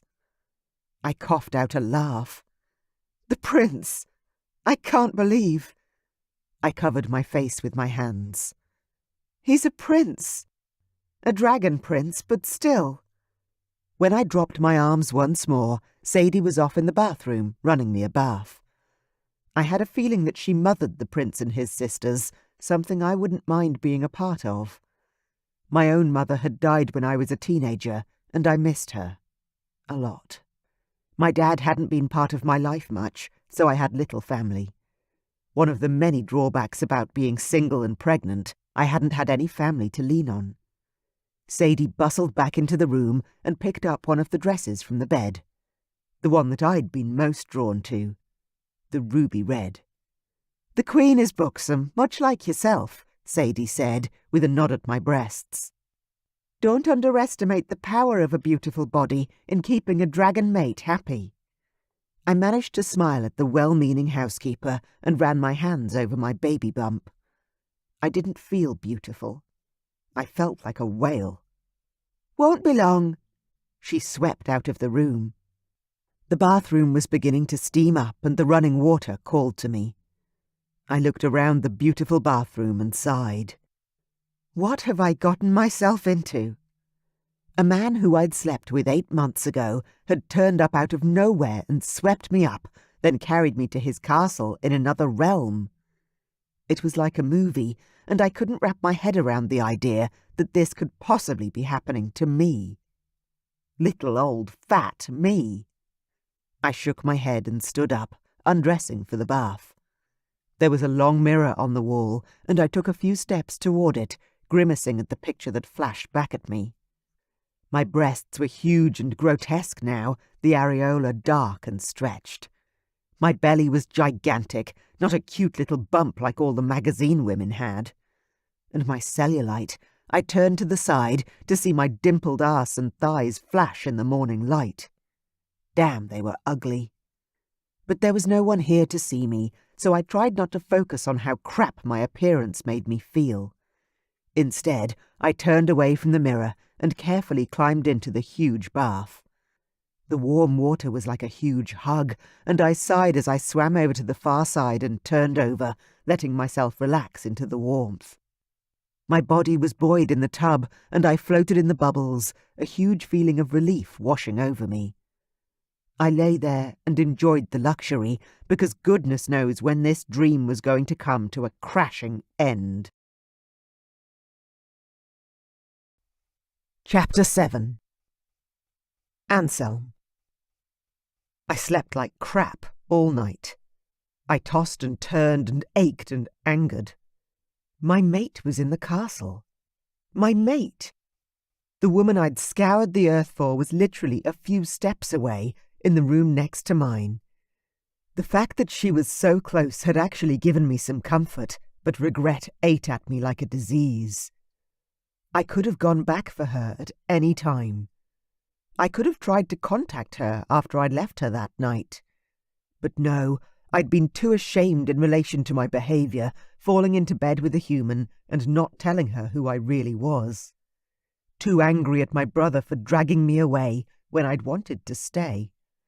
So instead, I'd missed out on loving my mate for all these months that she needed me. I hadn't seen her grow large with my child.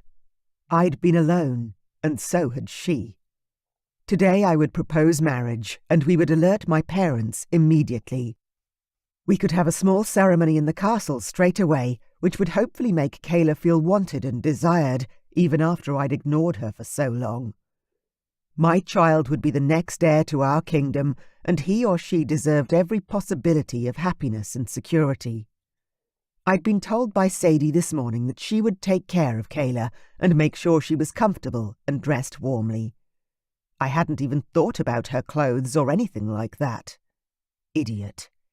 But I was grateful to have Sadie to think of such things in my mother's absence. You'd think after growing up with twin sisters, I'd know something of a woman's needs. Obviously not. A knock on my bedroom door was followed by the entrance of my personal servant, Manny. If he played his role correctly, Manny would run the household once I ascended the throne, something Manny was ever so nonchalant about. He walked in with his characteristic grin, as informal as my father's butler was formal. "So," he began, "the acorn doesn't fall far from the tree, does it, Your Highness?" I stood up and tugged on my vest.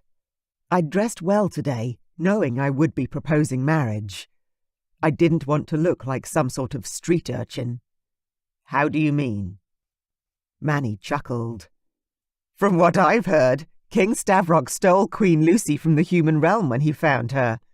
Now you've taken your own human. I never thought you'd follow in your father's footsteps quite so closely." I groaned.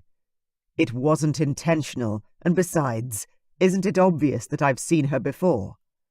Manny laughed. "Oh, you mean the pregnant belly? I did wonder on that one, sire.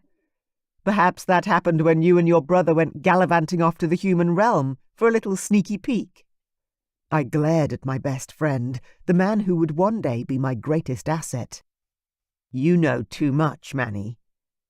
Once again the blue-eyed young man cackled with laughter. "Not much gets past me, sire.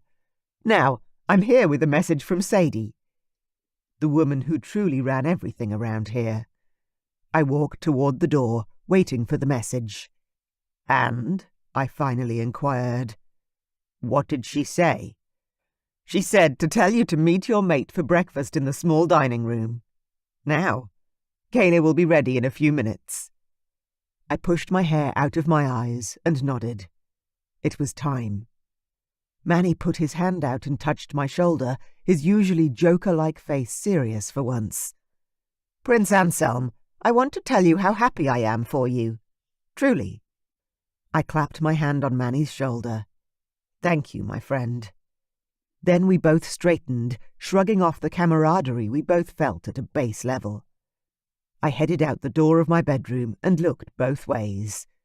The hallway was empty, so I hurried along to the dining room, wanting to be there to greet my future wife.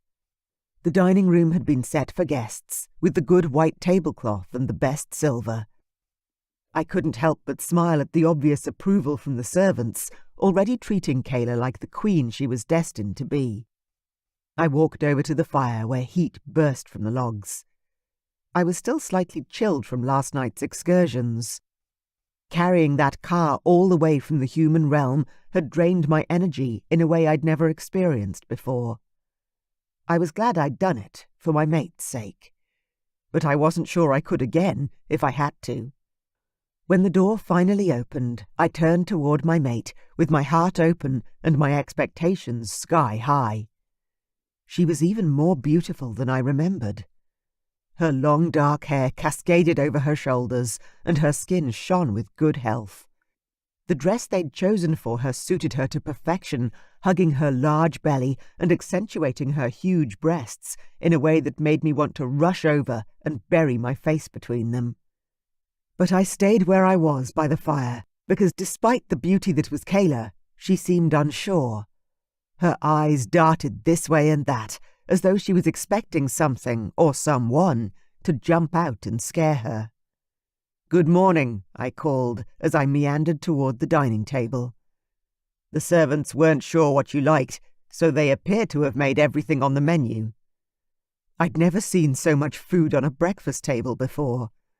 There were pies and fresh breads, pastries and whipped cream. Then, of course, there was toast and bacon and eggs. Everything and anything a person could wish for. Kayla glanced over at the abundance, her eyes wide with surprise. "Oh, they shouldn't have gone to so much trouble. I rarely eat much for breakfast."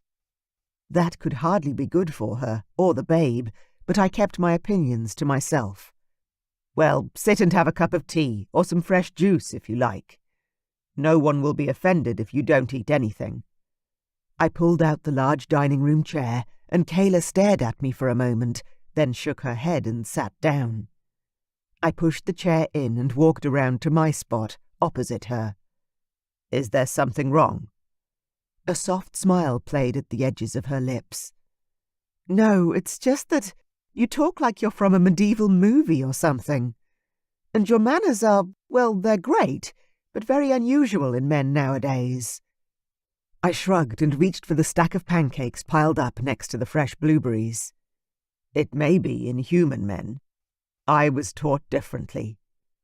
Kayla nodded, then reached for a slice of buttered toast. "You were taught to have one-night stands with human women, then abandon them. Got it."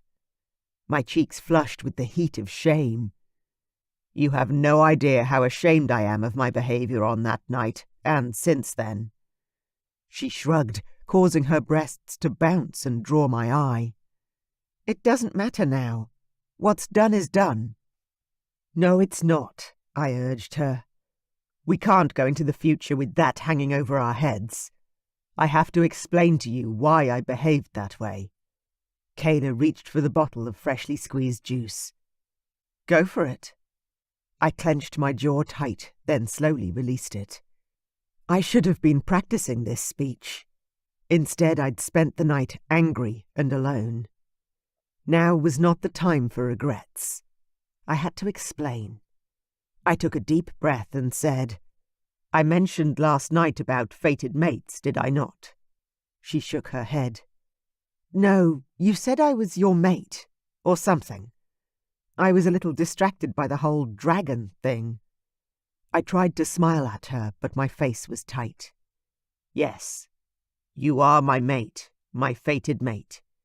You are meant to be my life partner, and I am meant to be yours." She frowned at me. "You can't be serious." "I most definitely am." I reached for some of the berries and pulled them onto my plate. "The fated mate bond means that when I saw you, my dragon lost control and I had to shift. I had to bring you home with me." "Are you telling me you don't have a choice on this thing?" Her eyebrows were high and questioning. "That fate just points to me and goes, 'Hey, even if you don't love her and you're not attracted to her, go marry her.'" A growl rolled up and out of my chest. "I was attracted to you from the first moment I saw you, or I would never have put that baby in your belly." It was Kayla's turn to seem embarrassed, or that was what I assumed she was feeling, since her cheeks turned the same colour as her ruby-red dress. She reached for some fresh fruit and placed 3 pieces on her plate. "You were saying, go back to the night we met at the club." I ran a frazzled hand through my hair, quickly realizing that unless something dramatically changed, I would not be proposing marriage to my mate this morning. I honestly thought this was going to be so much easier. "I've been waiting for my fated mate to appear for forever. I've felt incomplete, lonely, missing you." Kayla looked up from her plate, meeting my gaze. I could feel the intensity of that look right down to the soles of my feet, and the fact that she was at least hearing my words gave me some comfort. She wasn't speaking, so I continued. "I'd been told that when I met my mate, I'd know. My dragon would take over, and I'd shift uncontrollably." Kayla sucked on a strawberry, making me ache. Then she said, "Sort of like last night. All that shaking and carrying on." "Exactly," I said, trying not to take offense at the way she pictured me. "Then why didn't that happen when I met you 8 months ago?" I sighed, opening my arms, palm up to show my confusion. "I'm not 100% sure, but I think it was because I was so intoxicated. My dragon was asleep. He couldn't sense you." Kayla gasped, then rubbed her belly. "Well, something was awake, because I got pregnant straight away." I nodded, a strange sort of pride blossoming in my chest. "Well, you're my fated mate. It makes sense that we are compatible in every way." The memories of the sex we'd shared that night had kept me company on many nights since then. I took a sip of my fruity wine, then the thought hit me. Humans knew more about their babies than we did. "Do you know what you're having? Is there more than one?" "More than one?" She gaped at me. "I bloody hope not." Then she went quiet. "I know I'm huge, but that doesn't mean it's twins." She looked crushed, and that was the last thing I'd meant to do. "Oh, I didn't mean to imply anything negative. I am a triplet, with my sisters Vanya and Jessa. I was only wondering in case the multiple birth thing is genetic." Kayla's hands rubbed over her huge belly, over and over. "No, I'm pretty sure there's only one. I've had several scans and they all showed just one baby." I nodded. That was a good thing, for a first birth especially. Mother didn't like to talk about it, but I was certain our birth hadn't been easy for her. "And do you know if it's a boy or a girl?" I asked, not even sure what answer I would prefer. She shook her head vehemently. "I wanted a surprise." I smiled. "That was a great choice." Made the wait even more worthwhile. She was still rubbing her belly, almost like one would a magical lamp. "Are you going to continue with your story, or is that it? You met me and were so drunk you didn't realize I was your special mate person, then just disappeared forever in the morning." She was still angry, that was for sure. I had to try and explain better, make her believe how sorry I was. "My younger brother, Ian, came for me during the night. He woke me up and practically dragged me home." She narrowed her eyes at me. "Why would he do that?" "Because crossing the veil is forbidden, especially for a crown prince. We hadn't told our parents that we were going, and all hell would break loose if they found out." Kayla stood up slowly, her lips pulled tight. "I'm not feeling great, so if you don't mind, I think I'll go and lie down again." "Of course," I said, rushing to stand. "I'll walk you back to your room." "No." She pushed her hand out into the air, her voice forceful. "I need a bit of time to think." I could tell that nothing I'd said had made her feel any better. If anything, it seemed I may have made things worse. "Kayla, I wish I'd stayed until the morning and seen you in the early light. I wish I'd known you were my fated mate and whisked you home with me that night." She lifted her chin and stared at me with eyes as cold as the landscape outside. "And if wishes were horses, beggars would ride." Then she turned and walked away, crushing my hopes of a marriage acceptance in a single breath. Chapter 8. Kayla. Breakfast didn't sit well with me. Whether it was the food itself or the conversation, I wasn't sure. But I wasn't feeling great. My stomach rolled and clenched like I was on a ship. I knew that I really should lie down and rest, but I couldn't. Not with my mind and my mood on a downward spiral. I decided to keep moving and set off exploring the castle. I walked past my bedroom door and kept going, needing to stretch my legs. Before long, what had begun as gentle exercise turned into wonder. I found myself staring out the windows at the most incredible view I'd ever seen. The village beneath Anselm's castle was small and picturesque, with thatched roofs topped with freshly fallen snow. And beyond the huge gates were fields and mountains.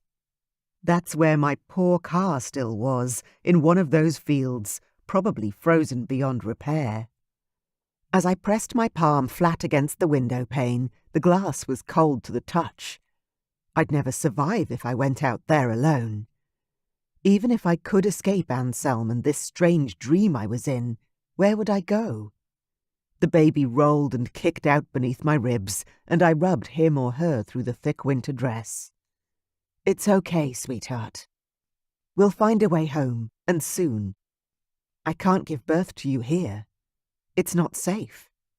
A large, dark shape in the sky caught my attention, and I looked up. Wow! Flying toward us was a rather fierce-looking but breathtaking dragon. He was absolutely huge. Bigger than Anselm had been, I was sure. I took a step back, not sure where he was going to land, because it didn't look like he was headed for the village. The dragon began flapping his wings in big, slow moves as he hovered above the castle. On his back, shockingly, was a woman. She had her hood pulled over her head and was riding the dragon without fear or worry. In fact, her hand stroked the scales as though she were petting the beast between her legs. The woman turned her head suddenly and looked straight at me. Anselm's sapphire blue eyes stared back at me. My breath caught in my throat. Who is that? His mother, maybe. One of his sisters. Then the woman smiled and waved. It was truly the strangest sight I'd ever witnessed. I wriggled my fingers at her and waved back, because really, what else was I going to do? There was a woman riding a dragon, waving at me. They disappeared from my sight as the dragon flew somewhere I couldn't see through the window. Kayla! I whirled around to find Sadie behind me. Oh, hi! I was just walking around the castle stretching my legs, and I saw, Sadie nodded as though she knew exactly what I was talking about. Yes. The King and Queen are home, and they'll want to meet you. Would you like to change into another outfit? Or can I help prepare you in any way? I thought about the single change of clothes I had with me, packed into my hospital bag as my going-home outfit. They fit me, just, but I would be freezing in no time at all. I glanced down at the dress that I was wearing. Will the Queen be upset that you altered this for me? Sadie smiled for one of the first times. The Queen doesn't get upset about such things. Oh, okay. I almost asked what would make the Queen upset, but didn't have the guts. Come, Sadie said, gesturing for me to follow her. I did, waddling as fast as I could behind the housekeeper. When we reached the door to the dining room from this morning, Anselm was waiting for us. Oh, you found her. Thank you, Sadie. I glanced toward the housekeeper and found her looking down her nose at the prince. I didn't get her for you. The King and Queen are home. Anselm sighed, as though being told off by the housekeeper was a normal event. Well, thank you anyway. Sadie nodded and walked off. Anselm turned to me, his demeanour sad. I need to apologize to you once again. I should never have taken you from your home and brought you here. I wish I'd been able to control my dragon and leave you in your own realm. His words knifed my heart in a way I didn't expect, and I gasped at the unexpected pain. Well, you can take me home right now if you don't want me here. That's damn fine by me. He stepped closer and cupped my face with his hands, moving faster than I'd thought he could. No. He breathed against my lips. I should have stayed with you, explained everything, given you the support and love you deserve. I want you here. I never want you to go. Please stay with me. But the baby, I gulped. The birth. Our baby is part dragon, he whispered, kissing the tip of my nose. Perhaps speak to my mother about the birth before you decide you need to go home.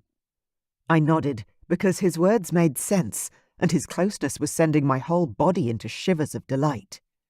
Okay. He stepped back and straightened his shirt with a tug on the sleeve.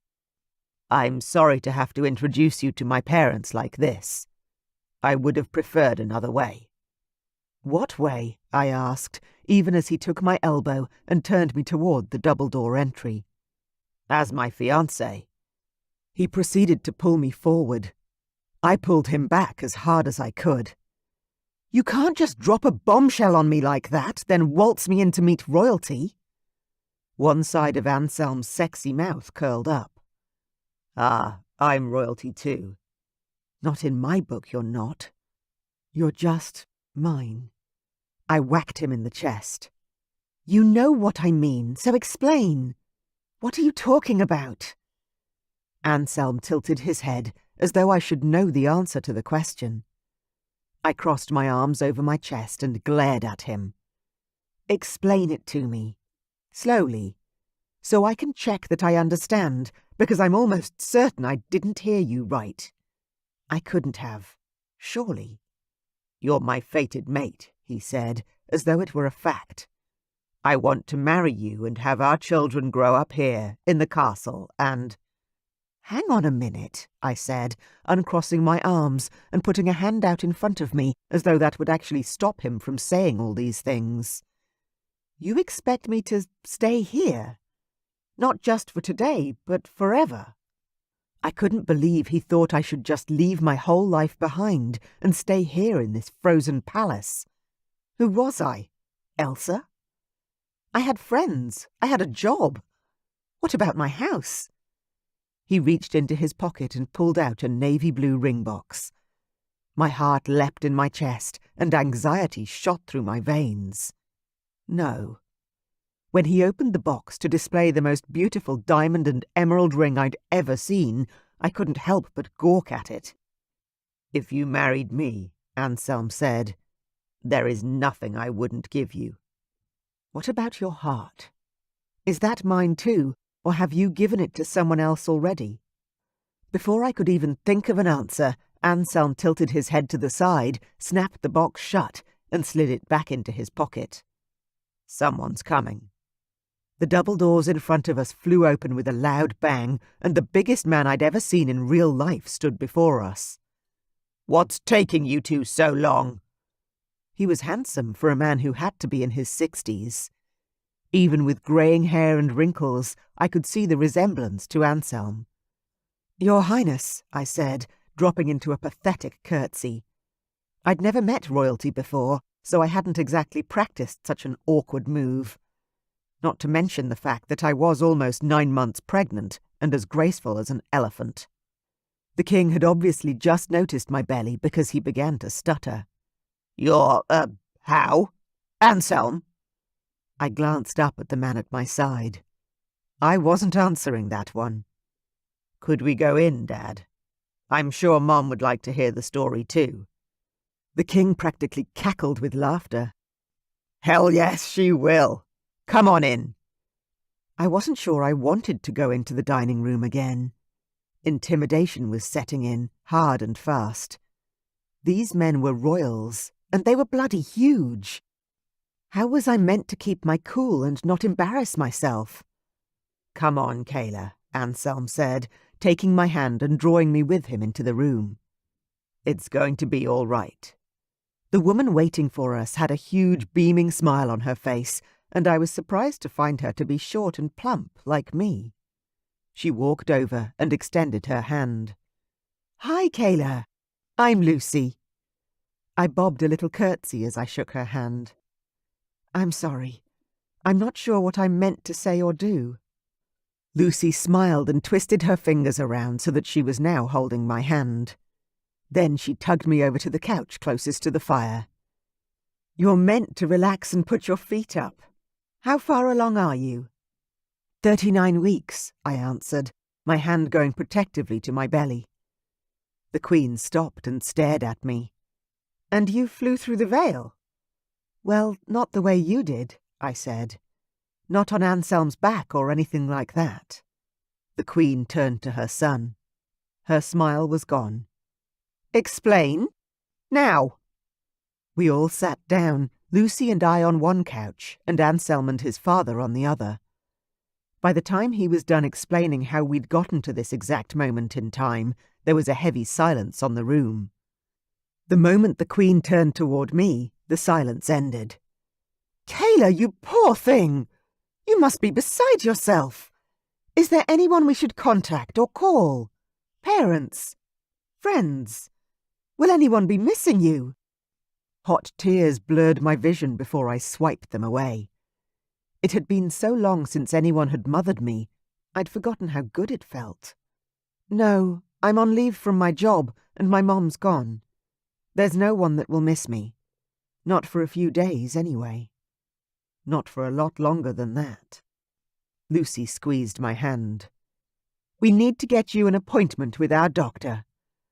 Oh, I can't give birth here, I said, shaking my head. I'm booked into the hospital. I have a birth plan. Lucy patted my hand and smiled softly. Sweetheart, even if I wanted you to go, which I don't, I can't let you go to the human world to give birth to a dragon baby. My nose burned with tears again. What do you mean? Is it going to come out with scales and wings or something? There was so much I didn't know. So much I hadn't planned for. Lucy grinned at me this time. No, not at all. They come out like normal human babies, but they're big and can be difficult births. The doctors here are well versed in birthing dragon human babies, and without them, I'm not sure I would have made it through the triplets' birth. I could have a cesarean section, I said, my voice turning shrill with worry. Lucy grimaced. That's where there is a complication, and one of the few differences with dragon births. The sac the baby's or baby grows in is much harder and more resilient than a human amniotic sac. A C-section may not work at all, and God knows what the doctors would do to you, or your bubs, if they found some miraculously tough membrane inside of you. The tears were beginning to well in my eyes once more. So you're saying I can't go home, and if I do, I could die? Or my baby could die? Lucy moved even closer, reaching out both hands to me and holding tight. This is 100% your choice, and if my stupid son has done something that you won't forgive him for, then I will stay by your side until your child is born, and then Stavrock will fly you both home safely. All right? You are not a prisoner here. A high-pitched sound of pain came from the other side of the room, and the Queen glared at whoever made it.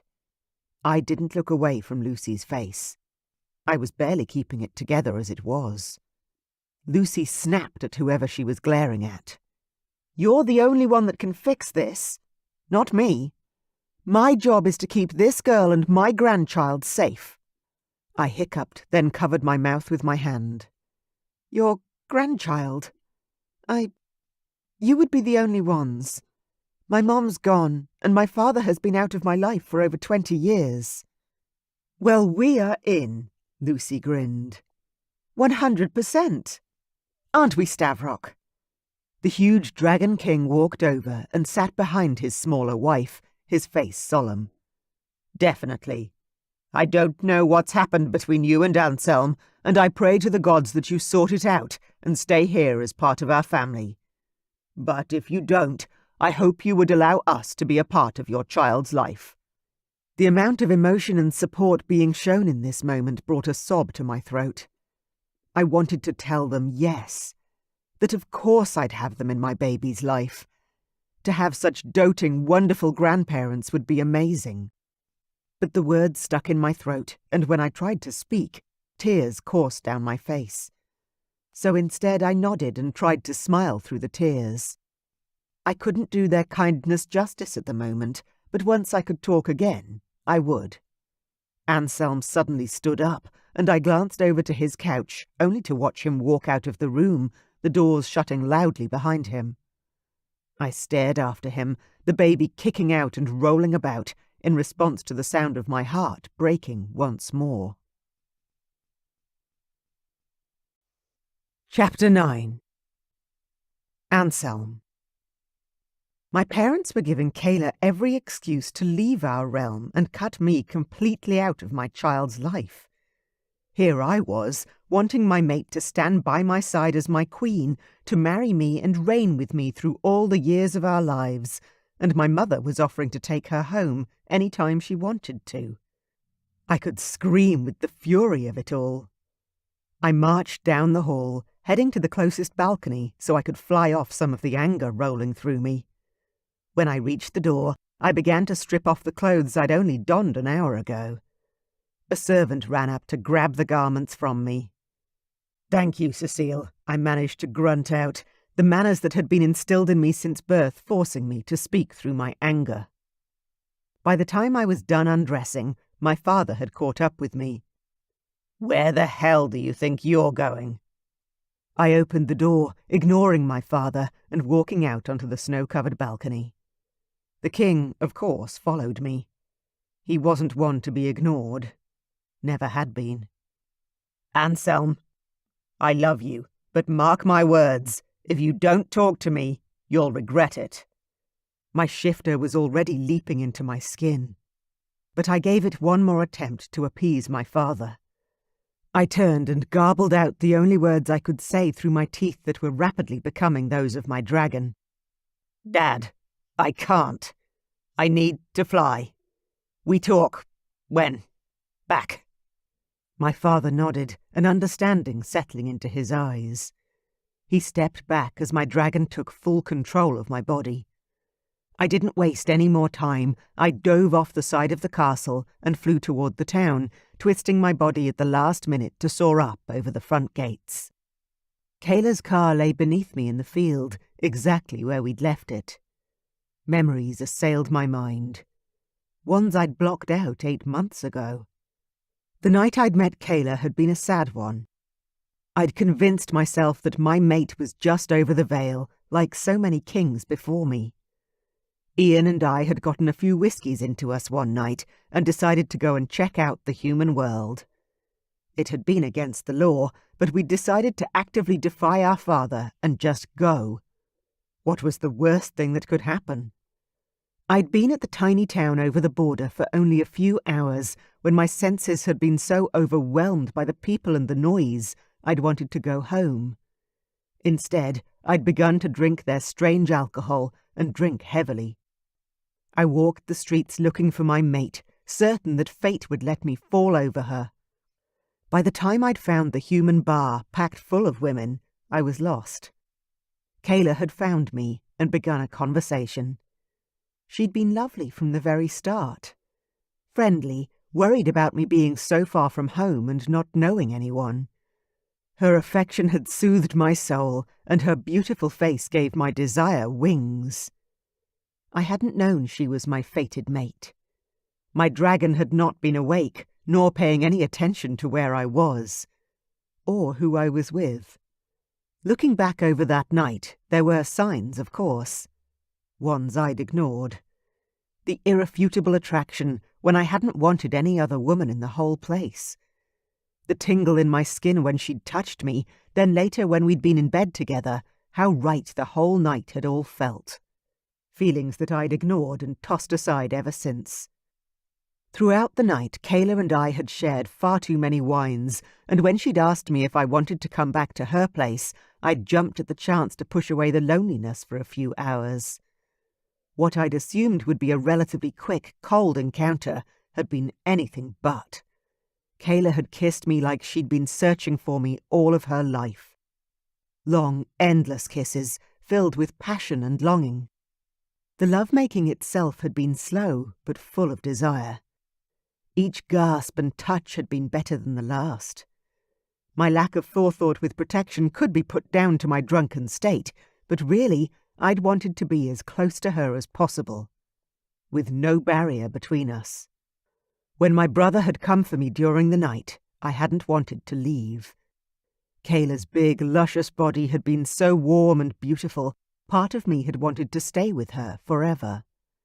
But Ian had talked me into going home, telling me that my fated mate wasn't here and that we had to go back to the castle empty-handed. I could still hear his words in my ear.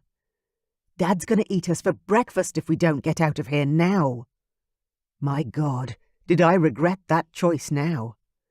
How different would this year have gone if I'd brought Kayla home with me that night? Or even gone back to see her a couple of days later and explained all. I kept flying and was so lost inside my own head that I managed to fly all the way to the Black Mountains without meaning to. Eric and Marianne's castle loomed beneath me. I had a choice. I could turn around and fly home, deal with my parents and whatever Kayla had decided. Or I could fly down and speak to the sorceress once more. I would have to deal with my family once I turned around anyway, but since I was here, why wouldn't I ask for Marianne's help once more? Can't hurt. I began to descend, following the same pattern I had only yesterday when we'd all come to visit Jessa at her husband's castle. A servant, different to the one from yesterday, ran out onto the balcony with a white robe. I landed and let go of my dragon as quickly as possible. My head was downward spiraling into a depression I had fought hard to stay above. "Thank you." I took the robe and slipped it on over my rapidly cooling body. "You're welcome, Your Highness. Your sisters are in the family room talking, if you would like me to take you to them." I followed the servant out of the cold and into the warm castle. I was hoping to actually speak to Queen Marianne. "Oh, I'd have to ask." Marianne marched down the hallway toward us. "You're back already." I thanked the servant and fastened the robe tie around my waist. "Yes, you were expecting me, weren't you?" The smile on the older woman's face reflected what I assumed. "I was, though not quite so soon." "Slipping, Queen Marianne?" I teased. "I don't think so." She took my arm and began walking me in the direction of the family quarters. "Eric and I were talking in our suite. Come, join us." "Oh, I don't want to interrupt any private time you had planned." Marianne laughed. "Anselm, we've been married for 30 years. I'm sure we can cope with the occasional interruption to our schedule." I nodded my head, though I had no idea what it would be like to be in a marriage for 30 years, let alone be someone who was comfortable inviting family friends into my bedroom. We walked up to a large door, and Marianne unhooked her hand from my elbow and pushed open the door. King Eric was inside, and appeared to be trying on clothes. He was holding up shirts and jackets against his naked chest while wearing a pair of simple grey pants. "Sweetheart, Eric turned and saw us standing in the doorway, then chuckled as he turned back to the mirror. "I still have no idea what looks any good." Marianne walked over and said, "This one and this one." Then she went up on her toes and kissed her husband. "You look good in everything." Eric's smug smile was that of a man who knew he was loved. He turned away from the mirror and strode over to the wardrobe, grabbing a simple, thin white shirt. "Hello again, Anselm," Eric said with a warm smile. "I hope you'll excuse the informal garb. I didn't grow up in the palace. I prefer comfortable clothes like these when I'm able to wear them." I nodded, accepting his apology, then laughed when I realized how absurd the conversation was. "I'm pretty much naked, and you're apologizing for preferring well-made cotton clothes. That seems a little odd, Uncle Eric." I often forgot that Eric had grown up poor, the son of his father's mistress, who'd been tossed out into the cold when she'd been pregnant. He hadn't expected to ascend the throne, though he wore the kingship well. "Speaking of," Eric said, turning his gaze on his wife, "are you trying to tell me something, my queen?" Marianne raised an eyebrow. "I don't understand the question." "You've brought into our bedroom an almost naked young man. I hope you're not pitching for a new lover. I'd hoped that even after all these years you were satisfied with your choice." Marianne rolled her eyes, and I tried not to swallow my tongue. Was he serious? I tried to explain. "Oh, no, Could you even imagine what Stavrock would say?" Marianne muttered, shook her head, then walked over to her king. Then, instead of admonishing him for his question, she grabbed his face and kissed him hard. "You are all I've ever wanted or needed. Now get serious. Anselm needs our help." They both turned to face me, and I immediately felt lost. I pulled the robe tighter around myself. "What do you mean?" "How's your mate?" Marianne asked, taking her husband's hand and walking him over to a love seat situated at the end of the grand bed. I swallowed hard, forcing my feelings of inadequacy down. I'd come here for Marianne's help in finding my mate, and so far she hadn't steered me wrong. She's pregnant, due to give birth any day. Any moment, I realized, taking a step toward the door. I'd made the wrong choice. I needed to go home. Home. Marianne waved her hand at my movements. You have a few more days, so save your panic and talk to us. I took a breath, attempting to calm myself. Thank you. When I didn't speak fast enough, Marianne jumped in to ask, Has Lucy convinced her to stay here to give birth? She must. I nodded. Yes, she has. Good. Marianne mused, chewing on her bottom lip. I'm not sure she would survive a birth in the human world. Your child is strong and large. It was my turn to bite my tongue. I desperately wanted to know more about my son or daughter, whichever it was. But it would be wrong to ask Marianne, then know more than Kayla. And after all, it wouldn't be long before I held the baby in my arms. I could wait. Get back to the task at hand. Kayla is angry at me for not finding her sooner, and she doesn't believe in the fated mate link. When I told her about the bond, she interpreted it to mean that I had to marry her, even if I didn't want to. Marianne turned to her husband and raised an eyebrow. You want to take this one? I turned to the king in surprise. Did he have experience in this? Eric twisted his body, so he was now completely facing me. That's not completely unusual. I had similar feelings when I met Marianne. However, everything stemmed from feeling unworthy. You must find out what is making your mate feel that way and appease her worries. That made sense, however. She seems to have some insecurities about her body shape, though I don't understand why. Especially considering I jumped into bed with her practically the moment we met. My face heated with embarrassment, but the king and queen didn't seem to worry about my words. You need to reassure her that she is desired and loved, Marianne said. Loved? Marianne smiled knowingly.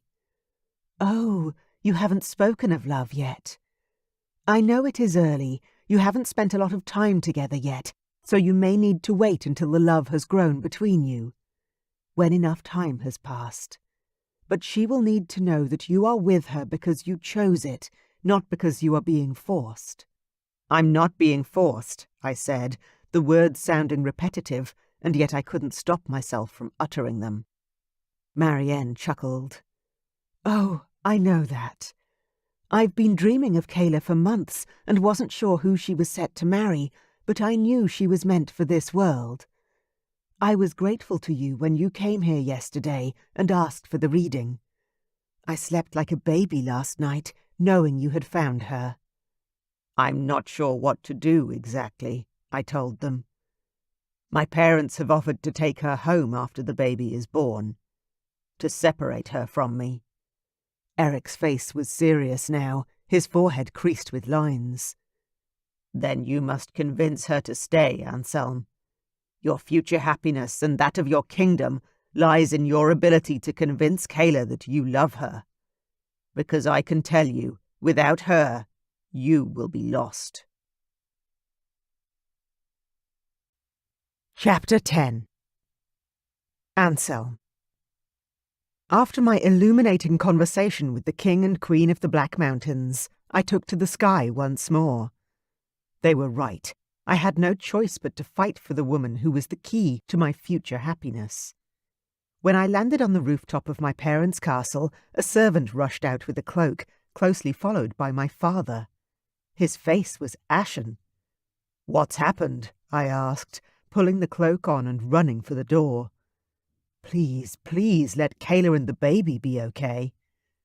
It's your mother, Dad said, swallowing hard. She had an accident. Slipped on the stairs. Oh, God, no! I pulled the door shut behind us, then started hurrying towards their bedroom.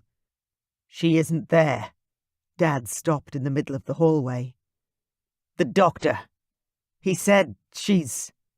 He didn't seem to be able to speak, and panic skittled through me. How bad was it? I grabbed my father by the arms and shook him. Dad, concentrate. Where have they got Mum? Downstairs, he said. In the guest suite. I wasn't sure why they'd put her there, but I started running. Along the hall, around the balustrade and down the spiral staircase to the main foyer. When I ran for the guest suite, I threw open the door to the hallway that led down to those bedrooms to find Kayla pacing the carpet, holding her huge belly. Are you okay? I asked, gripping her face, turning her chin left and right. There wasn't a scratch on her, yet my heart pounded and my dragon screamed inside my head. I would never have forgiven myself if you'd been hurt while I was gone. I am so sorry. I should never have left you. Kayla's eyes filled with tears. Where did you go? To Marianne, I answered honestly. She gulped audibly, the tears spilling down her cheeks. Do you love her? Love her? I repeated, then groaned. Aunt Marianne is my sister's mother-in-law. She's a sorceress. She helped me find you, and is happily married to King Eric, who's even tougher than my dad, if you can believe it. Kayla sobbed and threw herself against me, crying hard. I wrapped my arms around her and hugged her tight. Despite the tragedy of my mother's injury, my dragon began to purr with happiness, having his mate close by. Let's sit down, I told her, pulling her to the leather couch pressed against the closest wall. Tell me what has you so upset. Kayla pulled back to wipe at her eyes. It was just so horrible. The accident. I was walking behind your mum because I'm so slow. She was chatting and laughing, then she just slipped. I've never seen anyone hurt like that before. I pressed her head to my chest and stroked her long, soft hair. It wasn't your fault. She pushed against my chest, her gaze turning to a glare. Of course it wasn't my fault. Did someone say I pushed her? I was standing behind her, but I'd never... Oh, I didn't mean it like that.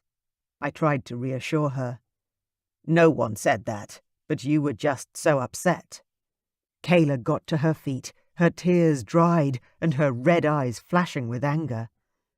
I'm upset because I'm pregnant and my hormones are sky high. Not that you would know that, because you haven't been there for even a minute of these 9 months when I needed you. I got to my feet and reached for her, the tender moment we'd shared minutes ago disappearing into the abyss. Oh, Kayla pulled back, well out of reach now. I'm crying because your mother, the person who offered me a choice in staying here or not, is hurt. I'm crying because you left me again. I'm crying because you flew off to see another woman, just as I suspected. Do you love her? Maybe not. But is there another woman you do? I don't even know. I know next to nothing about you, Anselm. Nothing. I'm having your baby, and we've never even slept a whole night in the same bed. This was spiralling out of control. Kayla, She didn't want to hear my excuses, that was for sure. She turned on her heel and rushed down the hall and away from me once more. I watched her go, knowing I should stop her and explain everything, give her the answers to every question she had. But her anger was like a shield, and I wasn't penetrating that. Not today. Maybe not ever. The door to the guest suite opened, and the doctor I'd known my whole life stepped out. He had blood on his white apron and looked almost as ashen as my father. Dr. Tony, what's happening? I asked, rushing to meet him. Anselm, I'm glad you're back. Can I help? I asked. Does she need blood? A kidney? What can I do? My mother could have my very soul if there was a way to give it to her. "There's nothing you can do now," the doctor sighed. "What happened?" I demanded. "What does she need?" "She fell on the stairs and has managed to break her leg, fracture several ribs, and hit her head. She had massive internal bleeding as well as concussion. She needs a blood transfusion. I've done all that I can." I began unbuttoning my shirt. "Take all that you need." The doctor put out his hand to stop me. "She needs human blood, Anselm." "Kayla," I breathed. "Is that why she was so upset?" The doctor nodded. "Yes, but not in the way you think. She was happy to donate, but I can't in good conscience allow it. Giving blood while pregnant is very dangerous, especially so close to term.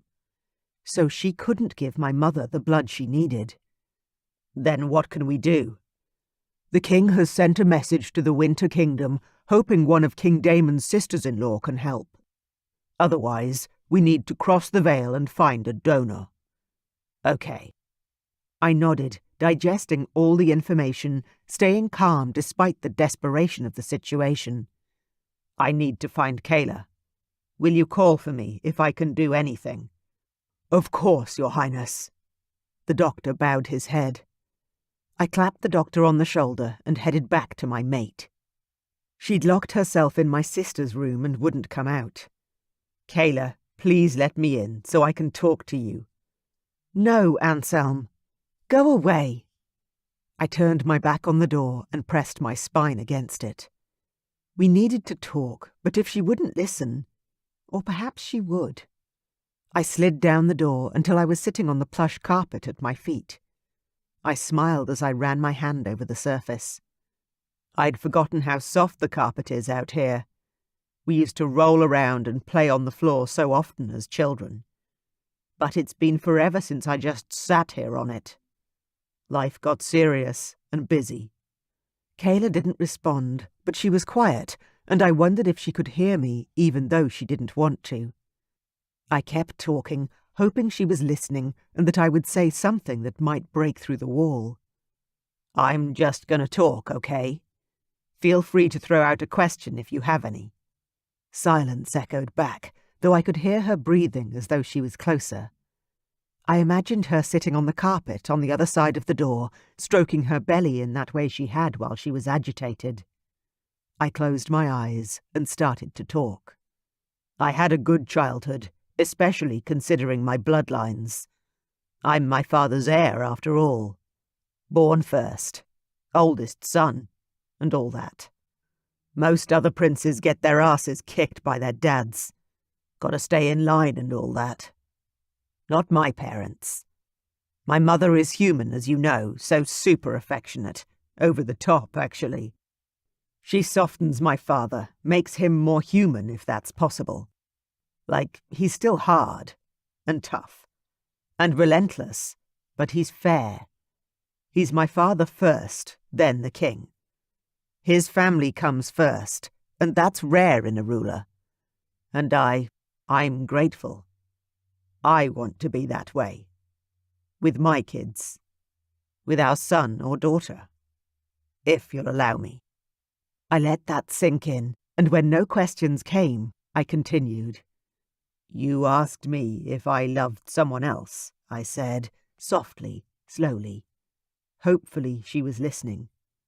"There is no one else, Kayla. There has never been anyone else." I chuckled. "Well, of course I've been with women. It would be a lie to say anything else. But have I loved another? No. Does another hold my heart and is waiting for me to come to them while I'm in the castle with you? Hell no.